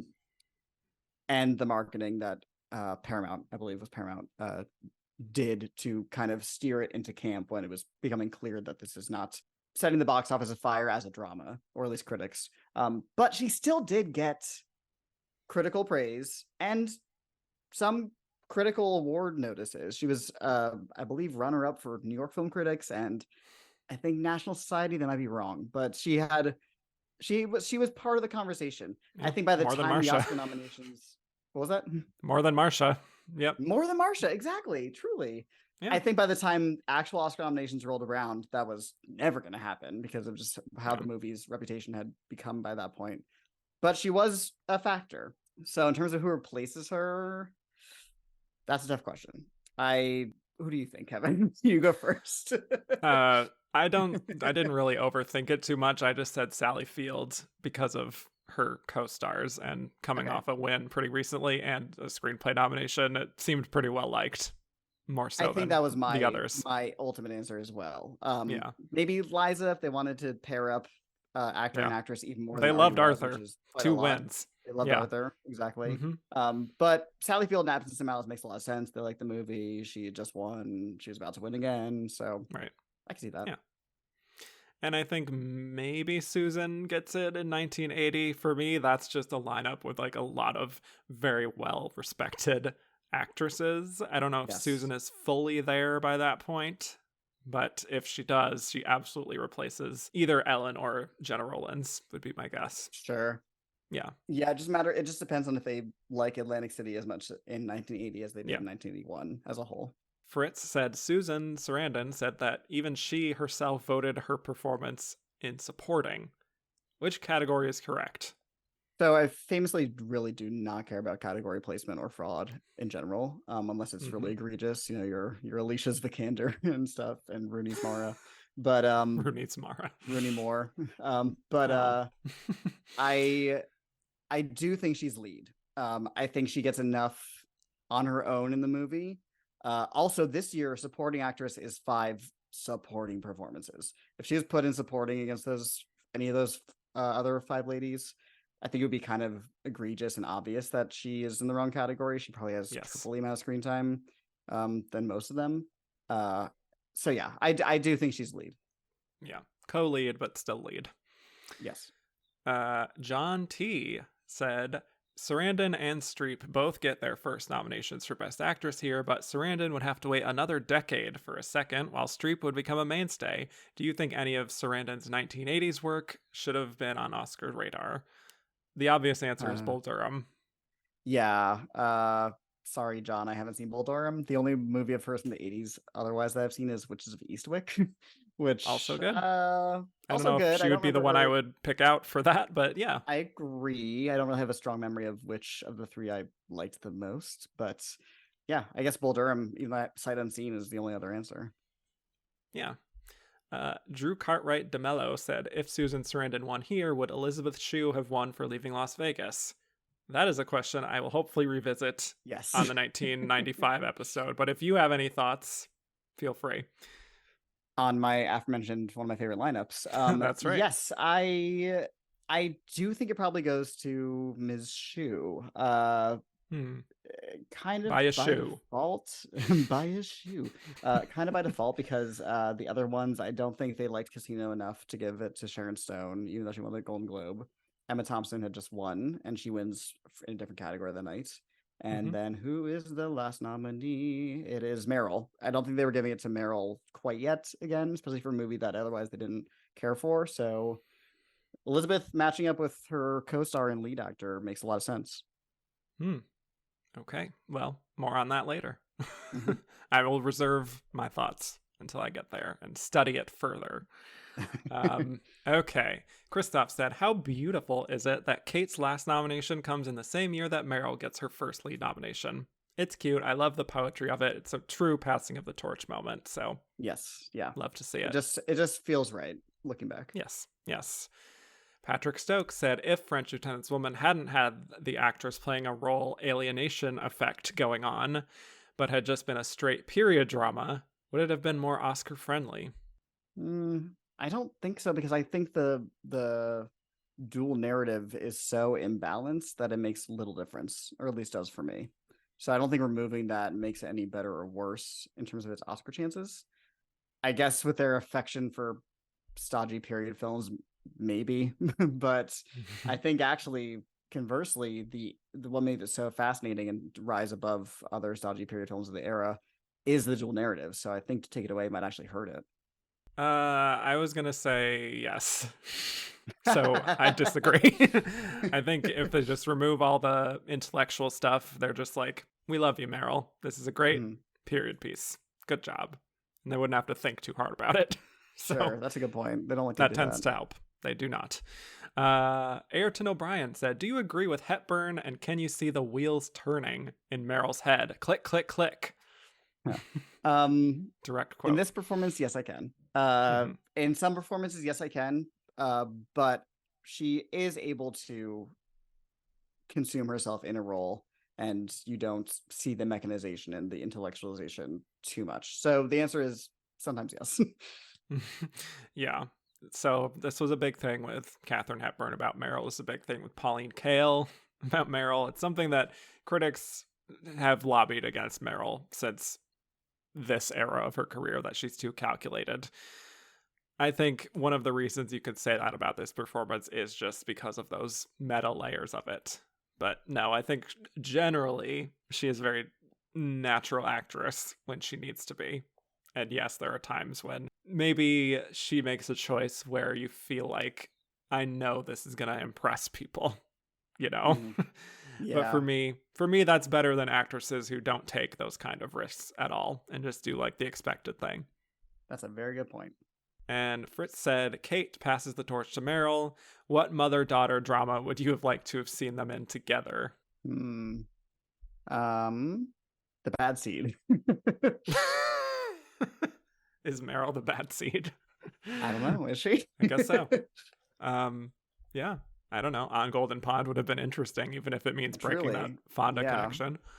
I thought of Postcards from the Edge, even though that would have to be Fun. altered a little bit, maybe. But Jason Fong said, if we are to believe that Meryl was in second place in this race and the odds-on favorite to win, judging by all the applause she received upon her name being read, what are the odds she would have won back-to-back Oscars for this and Sophie's Choice? I think pretty good. I think Sophie's Choice is the kind of undeniable performance, and you will talk about this next week, so I'm not going to, steal any talking points from you, but I think it's the kind of performance that you cannot not give an Oscar to. Yeah, agreed. I think maybe next year it would have been a little bit closer with fill in the blank runner-up. But yeah, she would have won both. And she would have had... Would she still win for the Iron Lady? Let's think about that. That's a question I don't want to answer. Okay, great. Well, let's move on then. Yeah. Gordon said, in this race, we have winner Katharine Hepburn, who was later played by winner Cate Blanchett, winner Faye Dunaway, playing winner Joan Crawford, and winner Susan Sarandon, who would go on to play winner Bette Davis. What Oscar winners do you think could play the other three here? Or in Marsha's case, what nominee without a win would you want to see play her? I stuck to winners just to make this easy on myself and how long it would take me otherwise. For Diane Keaton, I thought it'd be fun to see either... I'm thinking of younger Diane Keaton, Emma Stone or Jennifer Lawrence, perhaps. Kind of that very earthy, no-nonsense energy they can both bring to roles. And to play Marsha Mason, I was thinking I could, based on the roles I've seen her in, I could totally see Anne Hathaway playing her Cinderella Liberty role. It could be an interesting one. But I also found, just from scrolling through their Wikipedia photos, Marsha Mason and Marcia Gay Harden look quite similar. So if we were to You stole my answer. Sorry. That's what I was going to say. Yeah. It's the Marsha. If we were to do some sort of and they're only maybe like 15 years age difference, I think, so it would be a little odd if she played her, but the resemblance has to be pointed out. I agree. I definitely agree. One of the younger ones of recent year for Diane Keaton, Jennifer, or Emma. For Meryl, that's really tough. I landed on Tilda Swinton because she can really transform. I like that. And she has like a little bit of a gravitas in her voice sometimes that I find with Meryl too that could work. To do a Meryl biopic, I think I would need it to be totally segmented and abstracted away from reality, kind of like I'm Not There. So I want to see different actors of different ethnicities and ages and genders playing different aspects of her. I think that could be fun. Yeah, I would like to see it. Christoph and Eric Maxwell Bruns both want us to say whether we would nominate Kathleen Turner for Body Heat, and if she does get in, who does she take the spot of? In real life or in my fantasy life? Would you have nominated her? I don't think it's... Yeah. Yes. I think yes. I would kick out Meryl. Sorry, Meryl. She's the only one of these performances that I don't like. Like is a strong word. I don't love. But I love Kathleen Turner in Body Heat. I think I like, in terms of other contenders, Faye Dunaway a little bit more. But Kathleen Turner gives an amazing performance. Speaking of Barbara Stanwyck, in that very neo-noir kind of Double Indemnity kind of way. Yes. I have not seen Body Heat yet. Oh, Kevin, it's good. Yeah, I've heard it's really something. Good summertime watch. Very sweaty. Alicio Martinez said, assign the following MTV Movie Awards to the nominees. Best Kiss, Best Fight, Best Dressed, Best Villain, and Most Frightened Performance. Personally, I prefer Scared as Shit performance. Oh, yes. That's what I grew up with. So Back in my day. Back in my day, yes. We weren't just frightened. Best kiss has to go to Diane and Warren. Diane, I keep doing that. Diane and Warren from Reds, which is obviously the most romantic film here. You know, On Golden Pond has a nice sentimentality to his romanticism, but I mean, their love is the driving engine of that film. Best fight? That's a toughie. I think Susan puts up a good fight when she's getting kicked out of the casino, perhaps. Yeah. I was going to say Diane and Warren also in Reds. True. They fight multiple times. A lot of back and forth. Best dressed, I really liked some of Kate Hepburn's looks on Golden Pond. Very sensible summertime, a lot of, flowing kind of shirts. I can get into that. I was going to say Susan Sarandon in Atlantic City. I think she looks That was my good. second. Yeah, she got some good looks in there. Marsha Mason also has some fun kind of metropolitan looks going on. Best villain?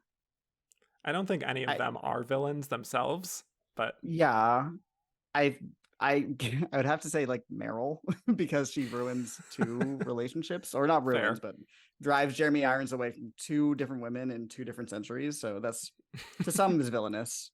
Yes. And best scared as shit performance. That's tough. Catherine is very scared when Henry Fonda collapses and is really good in that scene. So it's not typical scare, but it is scary in a mortal reality sense. Yeah. I was gonna say for that, Susan Sarandon again seems pretty scared through some of the movie. So yeah. Villain wise, I don't know. I would say generally like male ego is the villain through all of these. Most of these. Yeah. When isn't That's it? The villain. Yeah. Amen, sister. All right. Greg Creeman said, in 1962, both Katharine Hepburn and Bette Davis were nominated for Best Actress. Kate went on to be nominated and win 3 more times, but Bette was never nominated again. Why didn't she have Hepburn's later in life career? And do you think Bette could have successfully played Ethel? I don't really think so. No. I think she's a little too sharp-edged. Yeah, she wouldn't go rescue her husband. No, she would say like, good. Yeah. Let him stay there. Yes. I think the answer is similar to what we were saying about Marsha Mason. I just think the roles necessarily weren't there. She turns in a great later in life performance in Baby Jane, but unless she steers into that lane a bit. But other than that, I wouldn't say there's a ton for her to do. I feel like she has a lot of like horror-based performances in the 60s, 70s, 80s. Think of something like something as weird as The Watcher in the Woods in the 80s, which she's in. I think is one of her last performances, which is an interesting way for her career to go. But yeah, I just think it wasn't. There wasn't much there. Yeah, I mean, she was in like Death on the Nile in the 70s. Okay. That was something. Maybe she's just a little tougher to work with, maybe compared to Catherine. Possibly. Also, that might have had a slight effect. So. Anyway, what does she have to prove at this point? That's exactly it. I mean, she gave amazing talk show performances. I believe she would tour and just talk about her life, which is I would buy tickets to that. Exactly. Joey Gentili said, which 80s Oscar talent and Karen Black would you recast in the roles above? Mary Elizabeth Mastrantonio, Ellen Burstyn, Lena Olin, Sally Field. Okay, so I got 3 easy ones that I got right away. Okay. Karen Black and Only When I Laugh, I think is pretty obvious. Yes. As is Mary Elizabeth Mastrantonio in Atlantic City. I think there's a lot of similarities Same for there me. Yep. In terms of age, appearance, energy. Yes. And then I think I would like to see Sally Field do On Golden Pond. Same for me. All the way down. So now we're in. Yep. Yeah. So now we're in trouble because the other two are tough. I think Lena Olin in French Descent Women makes a lot of sense. And then I guess Ellen Burstyn going to Russia. I don't know what else. Sorry, Ellen. That is my exact lineup of 5. Wonderful. Yeah. I think it makes the most sense. That's the best combination. Yeah. Yeah. I think Sally Field. Yeah, Sally Field now, I think, would be great in On Golden Pond. I agree. I think her energy, her vivaciousness is so similar to what Katharine Hepburn was doing. I can totally see it. Yes. Amanda BW said, Natalie Wood died in 1981. Which movie following her death would you have most liked to see her act in? This is really tough. But I ultimately landed on, I think it would be interesting to see her do something like what Sissy Spacek does in the Bedroom, uh, which I Yes. feel feels like, the more literal plate smashing moments of that feel like something like what she was doing in like Splendor in the Grass, Mm-hmm. where she's, yelling at her mom. Yeah, So I think something for like sure. that could be, a buttoned up, repressed, or traumatized housewife. Yeah. I feel like I may have said this before, or at least I've thought about it before. I don't even know what I've said on this show anymore. Who Um, can know? I think she would have been fabulous in Working Girl in the Sigourney Weaver Ooh. role. I can totally see that. Yeah. Yep. More of a generational thing. Yes. Just throwing I that like out that. there. I don't I'd know. watch it. All right. Here's Blues Labyrinth. Was Faye Dunaway snubbed? Now, if you're talking snub in terms of do I think she had an actual chance to get in? Not really. But if you're talking snub in terms of is it a great performance? I do think it is. Of the non-nominees, she probably is my favorite that year. Calvin Turner and Bonnie is really great. But what Faye Dunaway is doing in Mommy Dearest is so just impressive. And, toes the line and many times tumbles over it into camp absurdity. But I think she's doing what the role calls for, so I can't really fault her for that. And it definitely does not deserve to have ended her career in the way it did. No. So I would nominate her personally. I think it's a fun performance, for sure. I Yeah. would absolutely nominate her for this. Absolutely. 100%. She, in Mommy Dearest, is neither good nor bad. Mm-hmm. She is a secret third thing. Ooh, I love that. That is just like, if you're doing it's like going through the screen more so than like vertical or horizontal. You know what I mean? Like it's just like on some other level that she channeled with that performance that is genuinely frightening at Yeah, times. she's in 40X. Yeah, I think so. Yeah. Mhm. Yeah, I watched this movie. I watched it years ago, like in high school, and then I rewatched it for this podcast. And I invited over a bevy of homosexuals, as you do, for a viewing party. We thought it'd be Oh, so yeah. fun, and Hmm. it was much more upsetting than I remember it being. It's kind of a bummer. Yeah. It's a harrowing film. It's about Yeah. child abuse, and even if it's tenuously based in reality, it's still upsetting to watch. Hmm. But she is totally committed to it. Any issues with the movie, I place more in the direction. I think the tone Yeah. is kind of weird and the pacing is off, but there's very little wrong that she's doing. She was Yeah. right in everything that she does, basically. She is fully possessing Joan Crawford. Truly, exactly. Yeah. Kareem Balak said, would you slot in Bernadette Peters for Pennies from Heaven, or do you think she is supporting? If you nominate her, who would get the boot? I haven't seen this either. Sorry. I watched it kind of recently. I love Bernadette Peters. I've seen her on stage many times. Yeah. I don't think it's an astounding performance. It's also a bizarre movie. It's similar to Mommy Dearest. You think you're in for a good time, and it's such a bummer. But I'm not too sad she wasn't nominated. I would like her to have an Oscar nomination just in a vacuum. That'd be nice. I frankly can't remember if she's more supporting or lead. I think would probably lean towards lead if I had to pick one. Okay. And Jeremy Kaplan, last one. Previous Oscar nominee Isabelle Adjani won Best Actress at the 1981 Cannes Film Festival for her memorable turn in Possession. Do you think she was close to getting her second nomination here, or was the subject matter so off-putting that she didn't stand a chance? So I looked into this. It wasn't actually eligible. Right. So, but There's even if that. it was, yeah, I still think they probably would have been like, a little too much. I will say if she was nominated this year somehow, she would get my win. She's Yeah. unbelievable in that movie. Which is I to call it a wild ride makes it sound way more fun than it is, but it is a wild ride. She's unbelievable in it. So I think because it doesn't come out in America till 83, I believe, and it's in a weird Yeah. chopped up version. So it was never going to happen. Regardless of film festival prizes, even though Yeah. it clearly should have. All right. Well, let's get to our final segment where we will decide who we think was the runner up of this Best Actress race. Cody, who was it?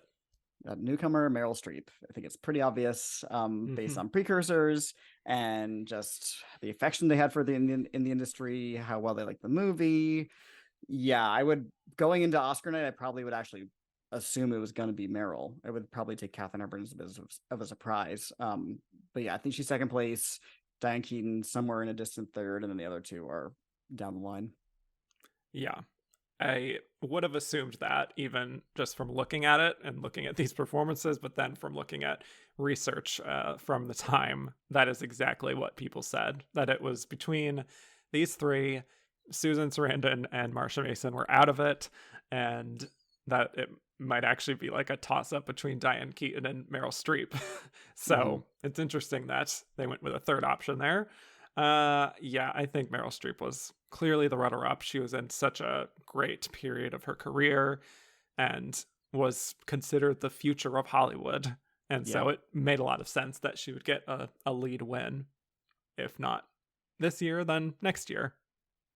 I have a feeling you're going to be saying Meryl Streep was the runner-up a lot in the next few episodes. Yep. This will not be my last time. Nope. Yeah. So, and Cody, who would you voted for this lineup? It's really close for me. I think I would probably pick Marsha, but it's really close between her and Diane Keaton for me. Wow. Any particular reason? One over the other? I just think I'm always going to be impressed when an actor goes against expectation, not necessarily meaning them as an actor, but against what the character might be expected to do. And I think Marsha Mason takes like a typical alcoholic narrative and subverts it. So that always is impressive to me. And then Diane is just fantastic in Reds, which is kind of a top to bottom flawless movie. And she's just one of the many flawless things about it. Yeah. I would have voted for Diane Keaton in Reds. And that is kind of where I landed after all of this discussion. I think just the complexities that were asked of her, she more than lives up to. It's not a performance that I feel like people always look back on as like her number one best, but I sort of feel like maybe it should be because like she is really, really, really in the pocket through all 3+ hours of this movie and really charts the journey of Louise Bryant pretty confidently. So she would get my vote. I think actually Katharine Hepburn might come close. But yeah, Diane Keaton, you're getting a second one from me. How about that? Congrats. Yeah. Good for her. So, Cody, thank you so much for another great marathon episode. This was, as always, such a blast. You're always one of the best guests Kevin. On here, I find. So, my right personal back at taste. Yes. Okay. Well, yeah, thanks for being here. Where can people find more of you?